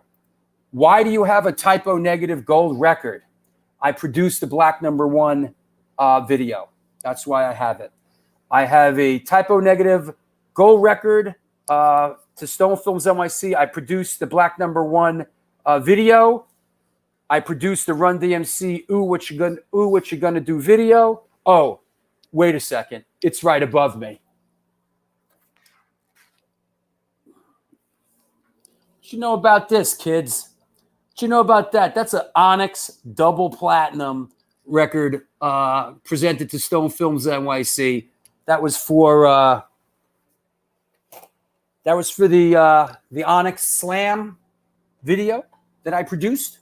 There you go. That video was produced. It was directed by Paris Mayu from the Cro-Mags. So there you go. So enough of my bullshit. Enough of me talking about me.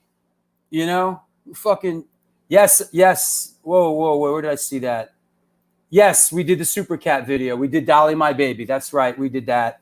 Rest in peace, Onyx Big DS. Yes, we'll have go-go dancers next time. Everybody loves tits. Even girls love tits, right? Here's a girl requesting one. Everybody, listen, we're Americans. We love tits, right? It's like an American thing, you know? Yes, Saab was in a bunch of the videos. We all still love the Slam video. Anyway, we're getting off track here. There's the Patreon page. Please come support the show. Support us on Patreon. Check it out. Just go check it out. See what's going on. Let's not veer off too much. We got a long show. If you got somewhere to go, man, you know, it's going to be a long show today. Let's bring on Sid the Kid. What's up, Sid? What up, Drew? What's going on, man? Good. We're going to do record of the week, right? Oh, yeah, and Mike doesn't even know what this one is. Mike doesn't know what it is. Dijon. Oh, he doesn't. Hey, you ready? Hey, what's up? Yeah, sorry about that. Hey, listen. We roll with it here, man. It's all part of the gag, you know. So to touch on some of what you were saying before I came back on, Hoya and I used to brag that all our albums went triple aluminum. Yep. All right, here we go. This is what up, Sid the Kid. What up there, Mikey? Yeah. Here we go. You do know what this one is. Let me get these banners off. Here we go. Sid the Kid. Tell us about this. This is record of the week. Boom. Boom. Oh, Kill for Cash. There you go. Yeah, guys, this is Tell us about. Let's hear it, Sid. You're on. I'm gonna keep it short and sweet like always here, guys. Go ahead. This is the first Kraut 7-inch that came out, and for those who don't even know, one of their first shows, if I believe not their first show, was opening up for the Clash at Bonds back in the day.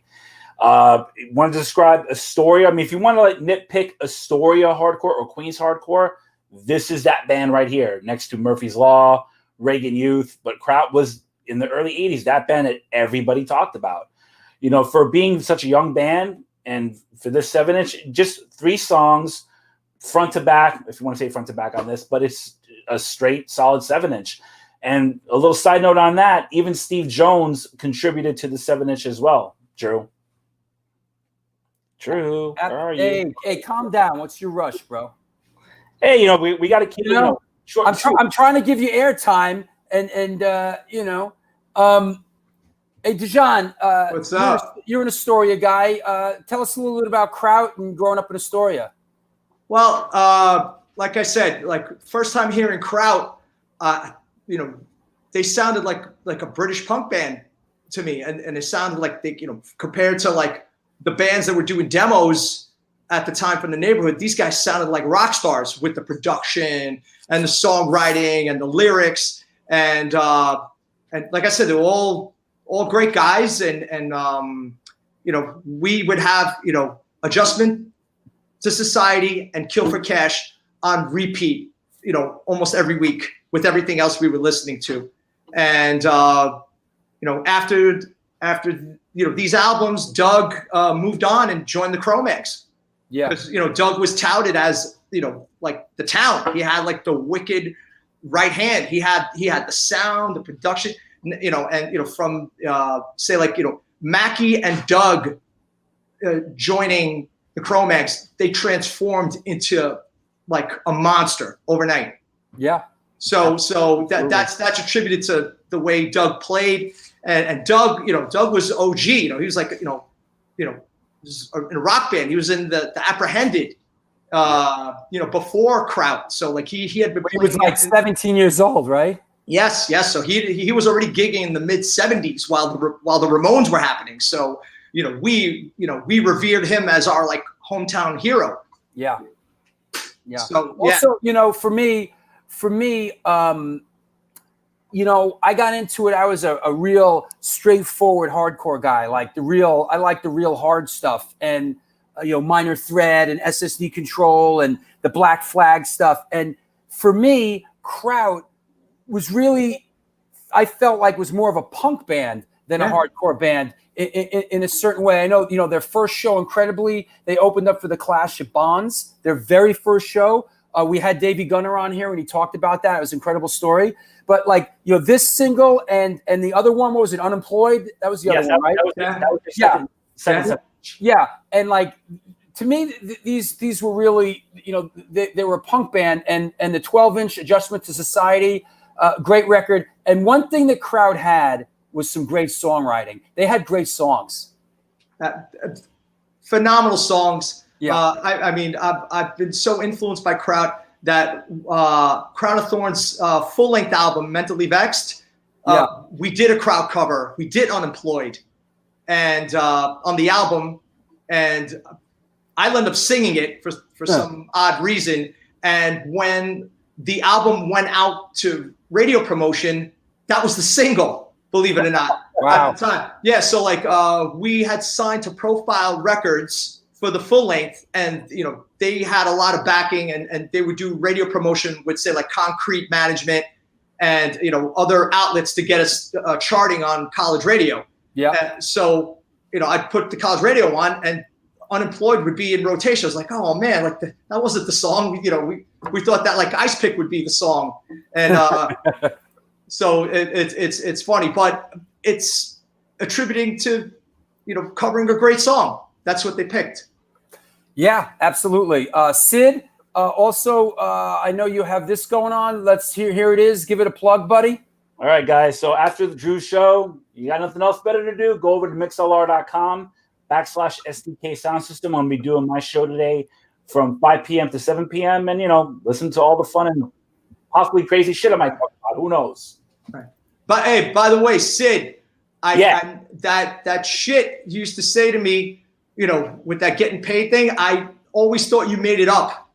No. I always thought you made it up, and then I saw Wendy Guillotine and Don's Ascension at the I Had God show, and you had said that to me. I was like, nah, you didn't fucking say that. And they both said that I actually did say that. Which, that's and that was always, to me, that's always been the running gag between us over the years. Yeah. Or for those who don't, the whole thing, guys, the way, like I said, it was at a show. I guess we were talking, either he said it to me or I overheard him say it. The time, oh, Jesus Christ, I forgot exactly. The time for fun and games is over. It's time to get fucking paid. And quote, Mike Dijan. Well, I was like, I never fucking said that. So apparently there was some promoter somewhere that was giving us a hard time with the money. And from what Wendy says, that I grabbed him by the neck, and that's what I said to him. And he went to a cash machine and got his money. Well, see, that's all the part I didn't know. I didn't. Yeah, so I didn't. All right, Sid. Sid, we'll see you later. Oh, wait, one quick shout out, Drew. Just really quick. Hold on. It's shout out Sunday, ladies and gentlemen. And here's the latest shout out, Sid the Kid. Pay it forward. That's all I got to say, people. Ooh, it's always scary when you get words of wisdom from Sid the Kid. Hey, once in a while, I got to throw a gem out there once in a blue moon, Drew. All right. Thank you so much, Sid. I'll talk to you soon. Right, thanks a lot, guys. There you have it. DJ Sid the Kid, big part of the show. Hey, Mikey, let's talk a little bit about this band here. How'd this come to be? And I know you guys did some big things. Let's talk a little bit about this. All right, so this is a band that we started a few years ago that we're still currently together and, putting a lot of new music together. It's called King's Bounty. So this came about, I had been doing a hardcore project. I was writing songs with Riggs Ross, who played in Hatebreed and Madball. And you know, we were just talking one night. We were both roadieing for the Cro-Mags, and Craig Satari was like looking at us and says, "How come you guys like never jammed before?"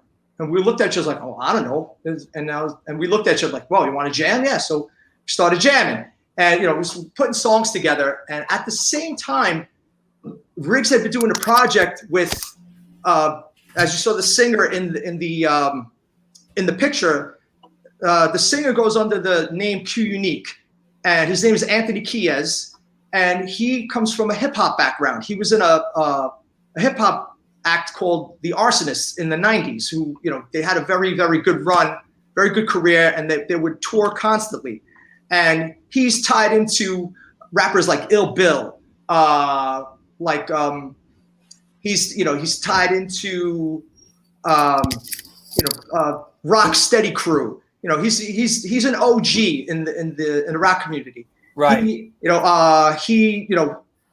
a breakdancer with Crazy Legs, who's which I would never have thought, having met him, you know, and seen you guys play. It was the last thing I would have thought of, right? Exactly. Yeah. So like this all seemed sort of just out of left field for me. So Riggs said, he goes, "I'm jamming with this guy." So I was like, "Well, how did you start jamming with this guy?" It turns out that Q, Anthony, yep. he's at a hip hop party at Fontana's on Lower East Side, and there's all these characters hanging out, and Isaac is hanging out at the party. Q turns to Danny. He goes, "Oh, what's going on?" He goes, I'm just trying to do some new music. I'm trying to put a band together." He goes, so Danny grabs Riggs and he's like, "Hey, boom, I got a drummer for you right here." And he throws Riggs right at him. So that's the connection, which is pretty wild that Isaac had introduced him to me, and I was jamming with Riggs at the same time. So, you know, we're writing songs, and then he tells me, he goes, "Hey, I've got this other project going on besides this hardcore stuff that you might want to get down with. It's more like, you know, like metal. It's very polished. It's very produced. I'll send you, you know, some demos of it. You might want to get down." He goes, this guy's very talented. The singer, you know, he could throw down." So I was like, "Well, I don't know, just send it." So, you know, he sent me the demo, and again, I thought it was very professional, very produced, not exactly what I, you know, envisioned playing, but I was open to it. So I auditioned for the band, and Riggs had been telling me the whole time, because listen, don't worry about these songs. He's like, "I just see you and Q clicking and writing new music and sort of taking off." So like, and he was right. So he definitely saw that, because the relationship that I've developed with Q, aside from, you know, being a good songwriter together, good songwriting team, we've become almost family, and you know, very, very close friends. And we tell each other a lot of stuff. We vent to each other a lot, and all of that comes out in the writing process when it comes to King's Bounty. So it let me explore a different genre outside of hardcore, which I've done a few times before, and I've learned different lessons from the certain individuals who I'd played in bands, in rock bands or in pop bands, that really, you just got to write a good song. And I always kept that with me. So like, it's all right, but am I going to try the genre? I want to study it. I want to see what makes people move, because outside the hardcore scene, you know, something like this, you know, they can make an arena move. They can make a theater move. They could make a stadium move. And, you know, a good song is a good song. So that was my mantra going into King's Bounty, is that I'm going to write like super hooks. I'm going to like try to make everything as polished and poppy sounding as possible. And, you know, aside from like the band sort of like taking off immediately just with like 9-10 songs, the journey of writing new music and just being free to write whatever I want has been such a rewarding experience for me. As you know, as you can see here, this is a show that we played in Kansas City, opening up for Korn as direct support. So you know, Korn's crowd's notorious for like burning the openers, and they really gave us a warm response. And you know, if you could get on stage and you could make people of that you don't know, that never heard not one of your songs, if you can make a move and you could hear that roar after a song, you know you did your job. So that really fueled us to keep going with the writing process and just evolving as a band. So like, you know, we've gone out a few times with Korn. You know, we did a Midwest run with them. We did a West Coast run with them. Did you play in London with them? Didn't you do a big European show with them? No, actually, that was Limp Bizkit, Korn, and Madball. Ah, okay. So Madball did a UK run, right, with Korn and Limp Bizkit. Oddly enough, Q had been traveling with Korn because he's close in that camp. Right. And was hanging out with Hoya and Freddie every night. And on that run is when we got asked to go on a run with them. So while Q was out on the road in the UK with Madball and Limp Bizkit and Korn. So, you know, again, that's something that was mind-blowing to me, you know, coming up as a hardcore kid to play in front of a crowd that, you know, that's, you know, fanatical about this iconic band. It was an honor. I got to say, the guys in the Korn camp are so down to earth for a band that big. They're, you know, they've looked out for us. They've helped us out with crew, with lighting, you name it. And I'm very grateful to those guys. And shout out, cool. You know, shout out to Fieldy, to Monkey, to Brian. And you know what? You know what? Before we, I got one of those somewhere. Hold on. Yeah. Let me see. I got one of those somewhere. Where is that? I know you sent me. Hold on. Hang in there with me, kids. Here it is. Boom. All right. You know, let me get rid of that one. And let's bring this one up. How's that? Boom. Yeah, this was right after we got off stage. We played House of Blues with them in Anaheim. And that was the first like out of town gig we've ever done. And it was like a sold out House of Blues. And I made sure I put my Cro-Mags shirt on for that gig because I wanted, you know, like represent. Yeah, just like, hey, like the hardcore kid, you know, is here. You know what I mean? Like, you know, this is who the fuck I am, you know, like, and that's the other band, Stillwell? Stillwell is a band that Q did with Fieldy. He did that band with Fieldy and Wub from POD. Yeah, right. And they have a new album dropping actually next month in September. Cool. So speaking of Cro-Mags, let's I want to talk about this real quick. And we what did I do with that? Oh, here it is. You know, I played this clip at the beginning of the show, and you know, as soon as when it was first released, I saw it. I loved it. I thought it was great. I thought it was a ballsy move. And listen. Personally, I like to mix things up a little bit, and I like to take artistic chances. And I respect people that take artistic chances as well. I get bored with shit, so I like, you know, when somebody, you know, is out there and takes a little bit of chance. And I think you guys really took a chance with this, and I really enjoyed it. We played the clip at the beginning of the show. Give us a brief little thing on, you know, what this was all about and how you came to do Malfunction. Okay, so this had been an alternative rock project that I had been doing for years with Rebecca, and we would do the downtown basement circuit, you know, like Bleecker Street, Avenue A, like Lit Lounge, you know, Arlene's Grocery, Fat Baby, the Delancey, and you know, although we were proud of the music we were writing, the producer who was working with us, Dean Baltalones, who I used to own a recording studio with Dean and Matt Henderson in Brooklyn. So being that he was involved, he's like, you're not really utilizing the talent of Rebecca. And I was like, well, what do you mean? He's like, you know, she was made to sing pop. and and she could, she's so talented. She's like she was the soloist at church. Had like a lot of range. And again, I musically, she taught me a lot. And so I was like, well, I don't know how to write pop. And he was like, well, learn. He's like, you're not stupid. Just like, you write hooks for hardcore, write a hook in pop.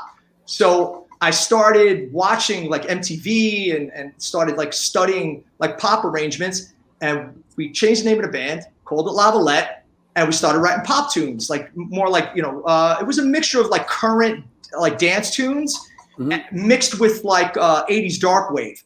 So fast forward, after writing a few songs, Ray Parada, my friend from Astoria, of course, who, he's a OG hardcore fixture. He played in Abomination back in the day. And he moved into doing film and videos. So he emails me and says, hey, he goes, I just did a video for Walter Schreifels, and check it out. Let me know if you dig it. So I opened it up, and it was Walter doing a cover of Society Suckers by AF. Acoustically, yeah. And I was like, wow. I remember that. I was like, that's fucking cool. So right when that was happening, we were rehearsing, and I was like, hey, check this song out. And she checks it out. I was like, yeah, it's a good song. I was like, now listen to the original. So that I played the original Society Suckers. Like, wow, it's really different. So right then and there, I was like, you want to try? You want to try to do something like this? So she was like, yeah. So so we went through a couple of songs. Actually, Don't Forget the Struggle was like an option, but it just didn't. I don't think she liked the lyrics or whatnot. Right. But then I pulled up the track list of Age of Quarrel, and she started sifting through it and loved the lyrics of Malfunction. So it sort of came together right on the spot. I started playing like the keyboard lines to the verse. And she came up with her own version, of what the song was, based on the notes I was playing. And she's a multi-instrumentalist. So, between her and I piecing the song together and coming up with a completely different, melody line, completely different song, by the time it took shape, we were digging it. And so we started playing it live in our set, and no one knew what it was. Like people just look confused, like, well, that sounds oddly familiar.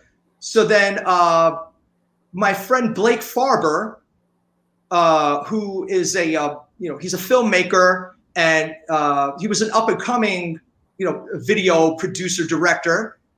He loved the song and basically goes, I'll do a video for you. And, we had met, on Lower East Side, actually at the St. Mark's Krishna Temple. And we had both been going there for the free food. And so he puts this, concept together, how to shoot the video.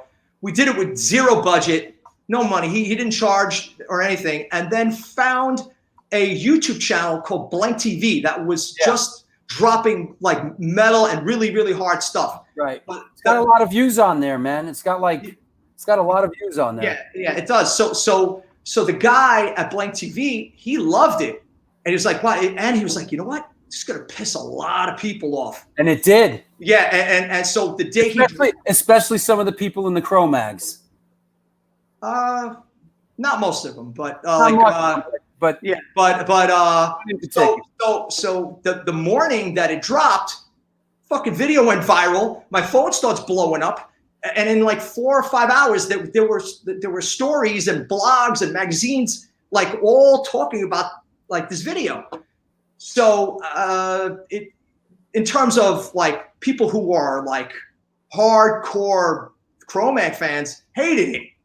because they thought we were like pussifying the song. You're pussifying it. Yeah. So that's what they would say. But at the same time, it started like some online comment war because there were just as many people that liked it because we did something different. And for what it did, I'm proud of it, because if you ask me what a punk rock move is, that's a fucking punk rock move, because it pissed people off. That's what the punks did back in the day. So it's probably one of the most like punk things I've ever done.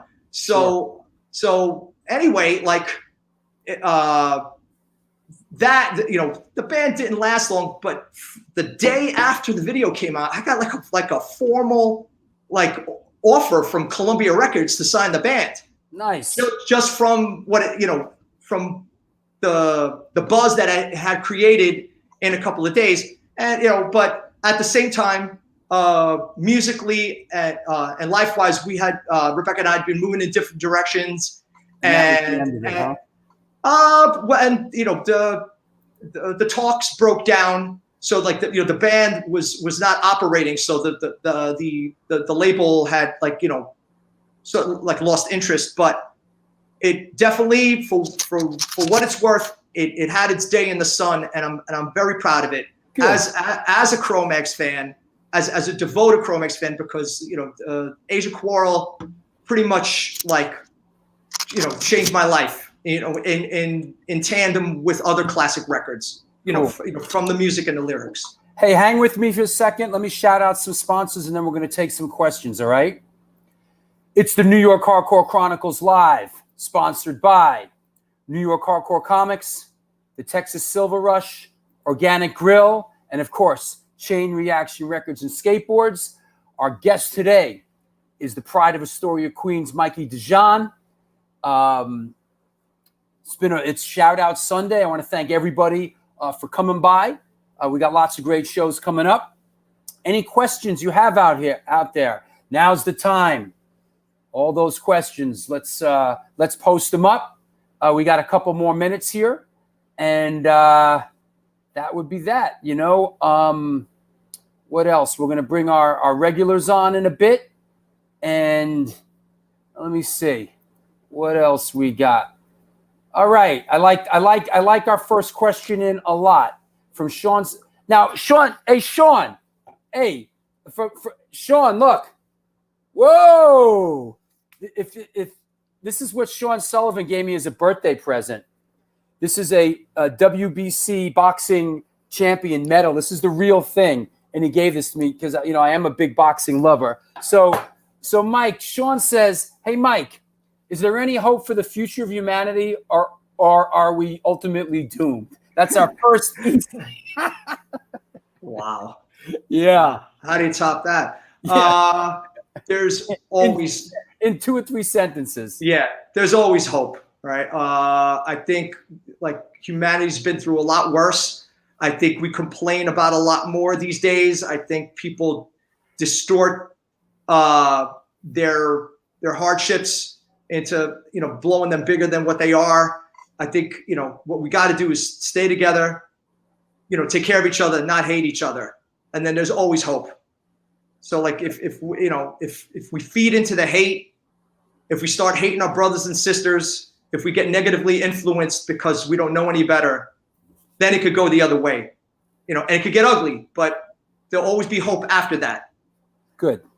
Let's see, Arthur Siegel. I guess this is to both of us. Will there be a socially distanced Tompkins Square Park hardcore show this year? I could answer that. In order to do the Tompkins Square Park shows that we've done, of course, we did the Dr. No benefit and the Warzone tribute and the Jimmy G benefit with the Boss Tones. You need to have a permit. And right now, the city of New York are not giving out permits for big shows. And we all know that if we declare we're doing a show in Tompkins Square Park, pretty much 3,000 people are going to show up. That was what showed up at those other shows, 3,000 people. So they're not giving us a permit for Tompkins Square Park anytime soon. That said, let me see what else we got, Mike. Is one of your brothers a wrestler? Yes, he is. Okay. Did you have a hand in writing the Scarhead COT song Rebirth, or were you out of the equation by then? I was out of the equation by then. I wrote the music on the first EP, Drugs, Money, and Sex. So Rebirth, I had been out of the equation by then. And something that we talked about Cro-Mags. It's sort of like a theme that's come up a lot in the show. And here's a shot of you guys. You got the opportunity to step in and play with the Cro-Mags JM. Tell us about that experience a little bit. Okay, so around 2016, I had been sporadically driving Cro-Mags JM with my work van, like doing local shows, and I've been somewhat involved in roadieing or driving with them since the late 90s.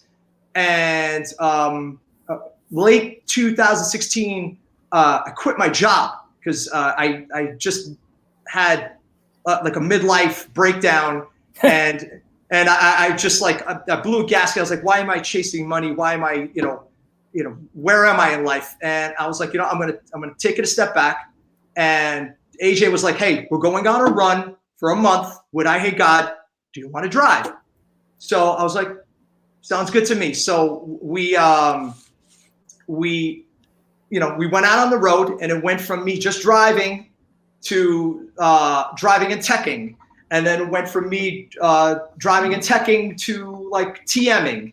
And, and then by that time, it went from driving, TMing, and teching to ordering the merch. And so they definitely had trusted me with multiple tasks.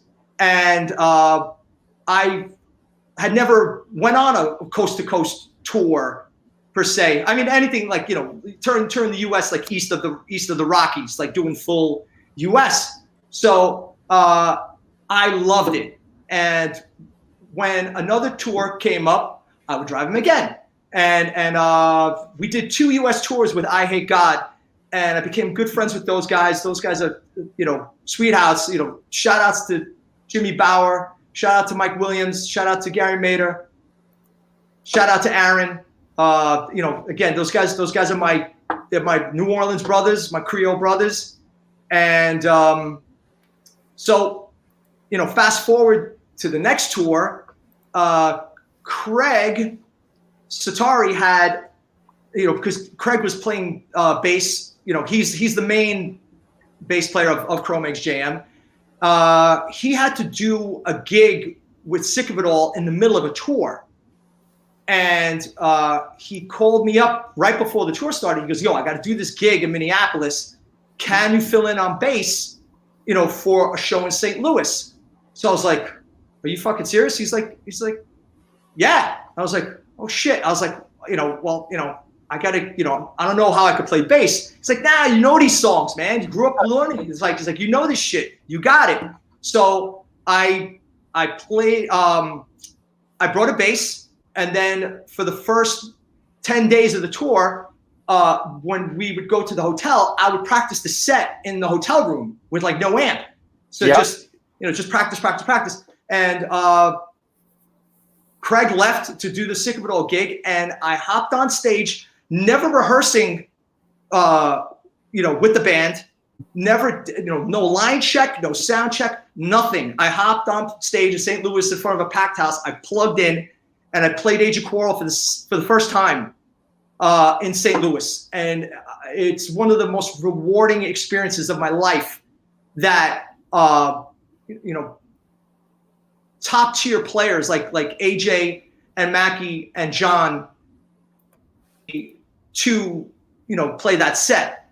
So they had no expectations. I was just like filling in for the night, but I played my heart out because I knew I had, large shoes to fill because, Craig is, best bass players like I know. Forget about hardcore. He's just like he's that talented, and and then trying to emulate the way Harley played on the record, I definitely tried to do the set justice the best I could, being a new bass player. So, yeah, you guys went out and you did a big long run too.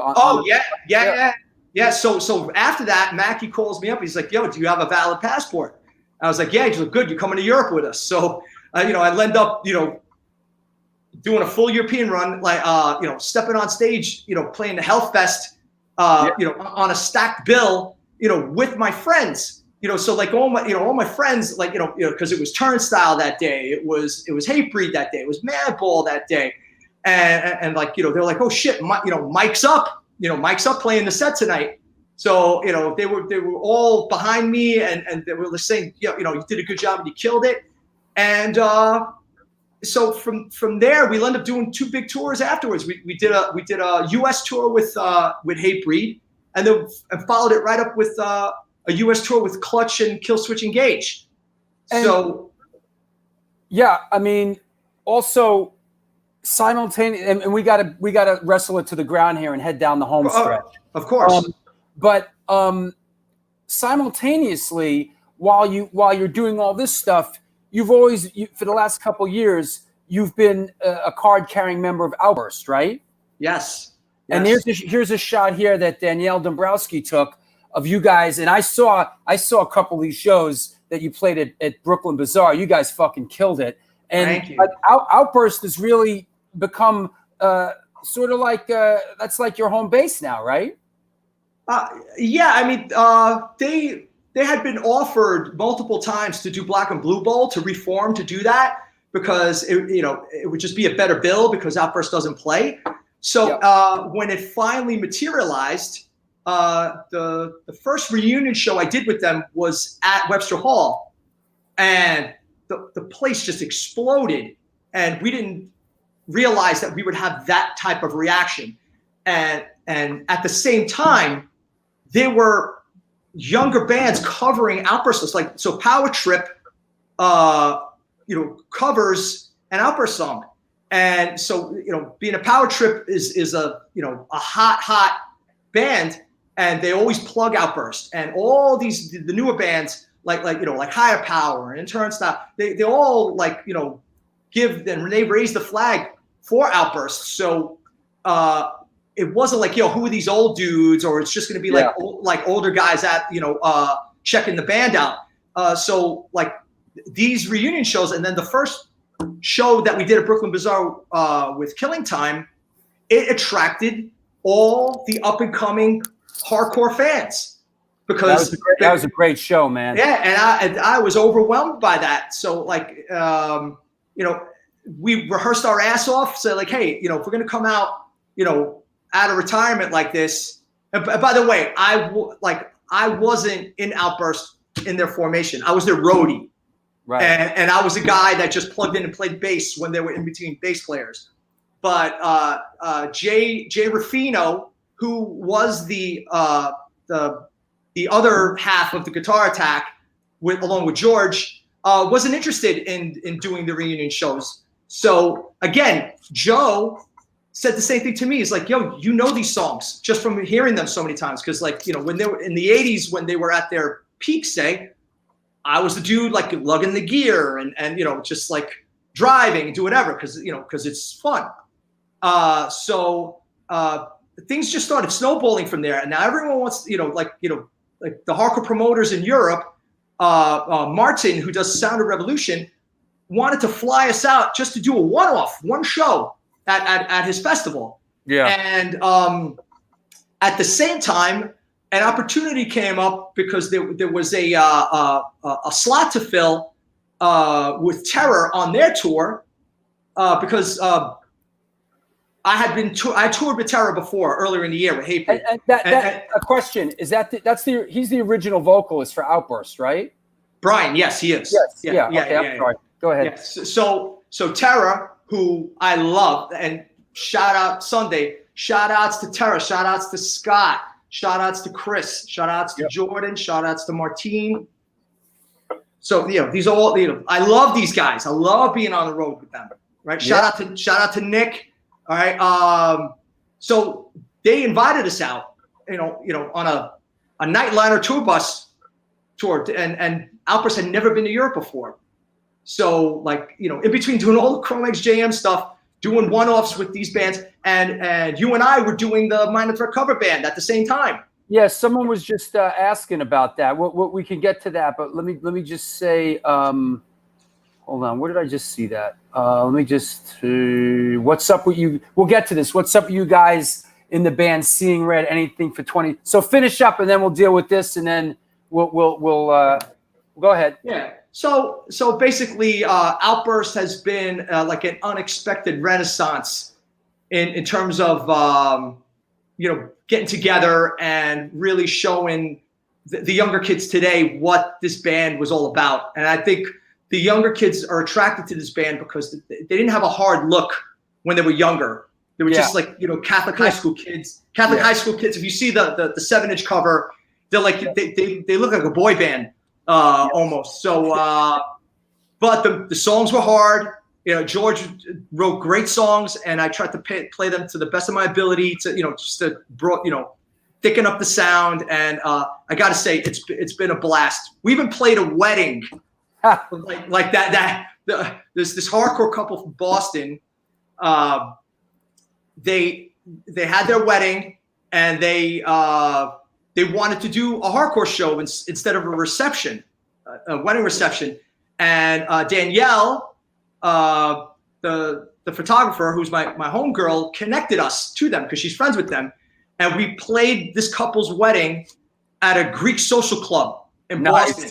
So, and we played right on the floor, like old, OG style. And it was, it's just a story that you don't forget. Cool. Hey, I can address this one. Someone's asking about, we did actually. I have. Hold on, I'll play a quick clip because someone sent me a clip. Let's play a real quick clip. I'll just poke around with it. Hold on.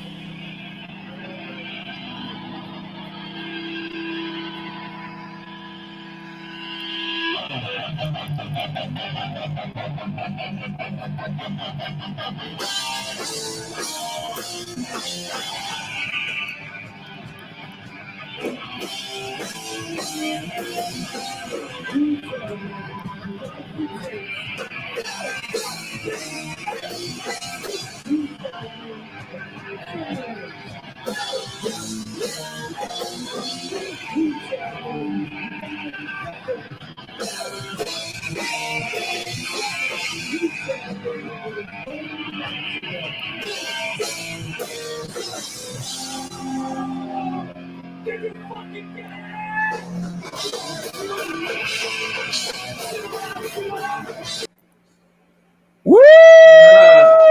Awesome. Wow. I never saw that clip.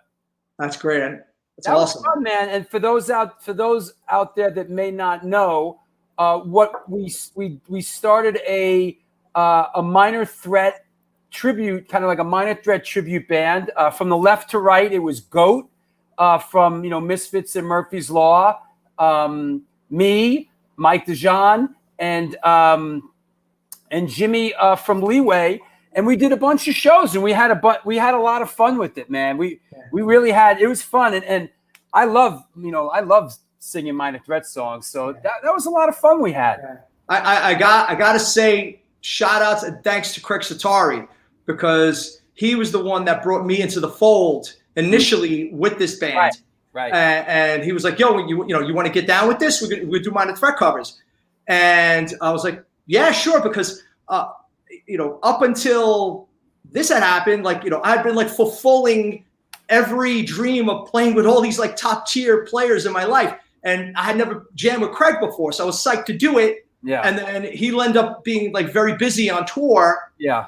And but it plugged Jimmy into the mix, who I always wanted to jam with. Also, he's a phenomenal bass player. Like he's all the leeway stuff. To this day, I have trouble playing on bass. So and we had a lot of fun together. We had so much fun. Like just like trying to do justice to the set that we established and played live.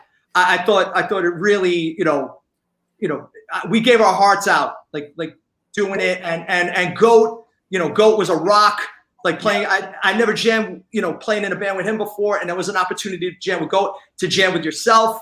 And we played Cro-Mags JM played a festival with Bad Religion, and John had brought me up to Brian Baker. And he's like, "Yo, tell him you do Minor Threat cover band." Blah, blah, and he's like, "Really?" I was like, "Yeah." He's like, he goes, "What's the name?" I said, "Seeing Red." He goes, "Great choice." He goes, "You guys any good?"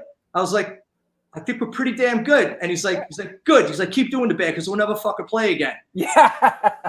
So I was like, "All right, cool." I said, I just got fucking endorsed by Brian Baker. That's great. It's like to do this cover band. So at some point in the future, like we had so much fun doing that. I would do it again. Absolutely. Yeah, I mean, just to answer the question there, to do a tour, it's not gonna. We played. It's been a while now, and Goat's moved out of state, and Jimmy's not really playing music these days. So, but me and Mike, and we're both really busy. It sort of had its moment. Hey, let's bring Rat Bones on, and let's bring Steven on. What's happening, fellas? What's up? Yo. Hey, Rat Bones, you got anything for Mike Dijon? Just it's been a great show, Mike. Thank you so much. So talented. Thank you. Such a great human being. Like a lot of people can't say they inspire so many people, and you just do it to do it. I love you, brother, and I love you, Stella. I love all the shit you're putting out. Not for nothing. Rat Bones has always been a spark plug at breakdown shows in the 90s. And actually, any hardcore band I played in, like he was always there, like in full force. Definitely setting things off, setting the tone, for what the show would be. Because dance hard, and and knew all the words. So kids they had to recognize because Rat Bones recognized. You know what I'm saying? Well, I also like what you said about it's always friendship. Friendship ties us into everything. Like when you were in Breakdown, you were with my childhood friend from Lethal Aggression, Rob DeFrosia, that started Lethal, and the singer of that band was like my neighborhood friend in high school. Like we grew up together, so it's always been a family thing, and we all got a passion for this thing, and it continues on. It's really absolutely, cool. absolutely. Steven, anything for Mike? Well, I was going to say is that I actually have, if you go to my my YouTube, I have a whole bunch of videos from those Seeing Red shows. And I was in my glory. I love Minor Threat, and seeing you guys do it was amazing. And it's funny because I was like standing on top of Mike for that video. I mean, it's like it's like all Mike. And it was good. It was appropriate. It was appropriate for this show. Oh, it's great. And I think I have 4 or 5 more like that, and it's good. And just one of the most fun people to shoot as a photographer, And in fact, it's funny. The last time the Crown of Thorns played, we were all in a row. It was like me and Tim Daly and Zola and Danielle. It was like he had like a whole press conference of photographers flashing on his side. Yeah. Well, I got to thank all of you for capturing the moment. You know what I mean? The photographers. People could talk about shows, this and that, but the photographer always, catches the vibe and the energy of a show. And a good photographer, really makes a point with a picture. So, you guys always make me look great. So I got to thank you. Cool. It's a pleasure, and you know what? There's some bands that are so much fun and some people that are so much fun to shoot. And that's makes you keep doing it, and just keep doing it and, keep playing in as many bands as possible. And we'll always be there, Thank you. Hey, a thank you from what I intend to. A thank you from Alan R. Mike. Thank you, Mike, for doing what you do. Thanks for growing up with you, listen to you and seeing you at shows. And we want to thank everybody. Thank you. Yeah, Ryan says this has indeed been one of the best shows yet. Well, thank you. There's been 50. This is the 51st, so appreciate that. I just heard. One last thing I'll say to Mike before I go is, Mike, I think you fly under the radar. You're very underrated, and you're right up there with Tom Hughes and Craig Satari as like a hardcore all-star. I mean, definitely. Thank you. Thank you. It means a lot, bro. Hey, you're awesome, brother. What can I say? You know. Hey, Rat Bones, Steven, we'll see you guys in a bit. Huh? All right, Drew. We'll see you guys next time. Thank you. You guys are a big part of what makes the show great. Talk to you soon. See ya. Well, there you go, Mikey. I want to thank you for coming on the show. Thank you. Thank you so much. I had so much fun, and that the fact that anyone is interested in my story just humbles me to no end. Because to me, I'm just a Queens kid doing what I'm doing because that's what the guys before me did, and they were very nonchalant about it. So like I didn't want to come out whatever what I was doing come out of my face. So like do I fly under the radar? Yeah, but I love what I do, and the fact that people support what I've done over the years that enables me to keep doing it at this age. Like this is your 51st show. I just turned 51. It's my homeboys, Astoria Lou. I had to put up some of the Astoria, the picture with some of the Astoria guys. All right, so that was my 40th birthday party. The Cro-Mags played my 40th birthday party, and John got the devotees to bring Krishna food backstage, to be the after party of their show, and they got me a vegan cake. And like Moby was hanging out at my birthday party. Crazy. It was nuts. Yeah, I had such a great time. I had to post up the Astoria Lou photo. Oh, yeah. By the way, Astoria Lou has been my beach buddy for the last 2 months, and that's been a lot of fun because he's Greek and Mediterranean, and he loves the sun, and he doesn't need much convincing from me to go to the beach. So like when we're hanging out at the beach, all we do is just like talk old music and just like shoot the shit. So I sort of feel like I'm at a show when I'm at the beach hanging out with this dude. So like shout outs to Astoria Lou. I'm throwing up a couple of the photos here that were left over. Here's one of you and me from A7. I'm not sure what was going on here. Probably just shouting you out, giving you some love. Yeah, you're fucking embarrassing me. Yeah. Gadoosh. I remember the gadoosh coin term came up. We were both parking to go to see the Sick of It All boat show, right? And then like somewhere like in the projects on Lower East Side, and then I look up and you're parking. I was like, "What's up, gadoosh?" Like, who the fuck you calling gadoosh? And we'll end up calling each other that from then on. No, I remember it as me.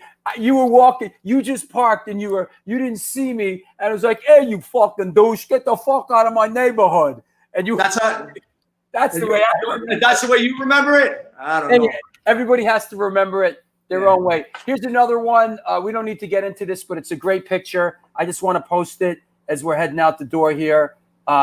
It's you and the great Ezak ripping it up in Amityville. Yeah. That's my Queen's brother right there. Yeah, man. That's the international superstar. That he is. There he is. Once again, hey, thanks a lot. Thanks a lot for being a part of the show. It was we could have gone on for another hour. There's a lot there, but I had so many people I wanted to shout out. He wrote a list. Go ahead. Shout outs to again. I mentioned Matt Henderson before, but I got to give a shout out to him. He's my brother. I stayed close to him through all the years. My first tour ever in Europe was with Madball, and I got to live with Matt Henderson and Hoy and Freddie and Willie and Vinny on a bus for a month. And I think it definitely, made us friendship really, really strong, and it sort of set my travel bug off, in terms of wanting to go on tour all the time, because I had such a great time. That was that infamous like Roadrunner tour where Roadrunner took over Europe that summer. So I got to shout out to him. I got to give shout outs to Saab, rest in peace. But Saab was one of the first friends I ever made at going to shows down at CB's. He was like 14 and he had a shaved head, and he like looked at me. I think I showed up with a fucking like a Sergio Tacchini jumpsuit, just like a fucking like a typical Queens Guido. And he looked at me. He's like, "What the fuck are you? Like, you look some Guido." I was like, he goes, "What am I?" I go, "I'm Mike." He goes, "I'm Saab. I like you." And then and we became, that was sort of like breaking the ice with him. And if it was anyone who was like hardcore head to toe, it was Saab. So I got to shout him out. I got to shout out all my like real life guitar heroes. Chuck Lenahan from the Crumbsuckers. I got to shout out Doug Holland. I got to shout out AJ. I got to shout out Woody Weatherman from Corrosion of Conformity, who's like real life superhero to me. It's like the way he writes. I got to shout out Glenn Cummings from Ludachrist. These are all people who are very, very instrumental in me like wanting to become a better musician. And then shout outs to everyone I was ever in a band with, and it was my journey was a lot of them. So everyone I've ever played with, I got to thank everybody. Good. All right. Shout outs to Jesse Leach from Killswitch Engage. Shout outs to Jean Paul from Clutch. Shout out to Shout out to Danielle from Astoria. What's up, homegirl? Yeah, there you go. Shout outs to Mike D'Antonio from Killswitch Engage. These are all people that that I've gained friendships with, and it's an honor to recognize me as a peer in our family. So thank you. Hey, you know what?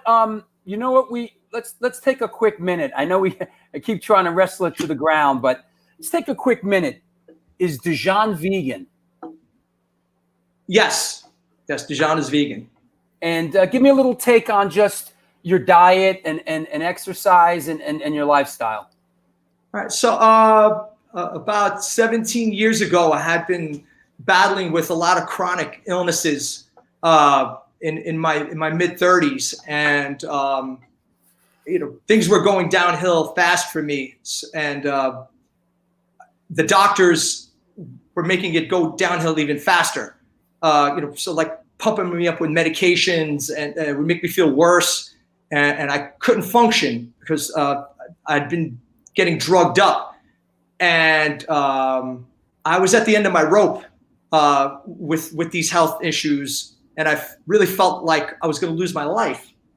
And I reached out to John Joseph because I knew he had some knowledge of nutrition, and being he was older than me and worked out a lot, and had all the stamina, for someone in their 40s at the time, which I considered old because I was in my 30s.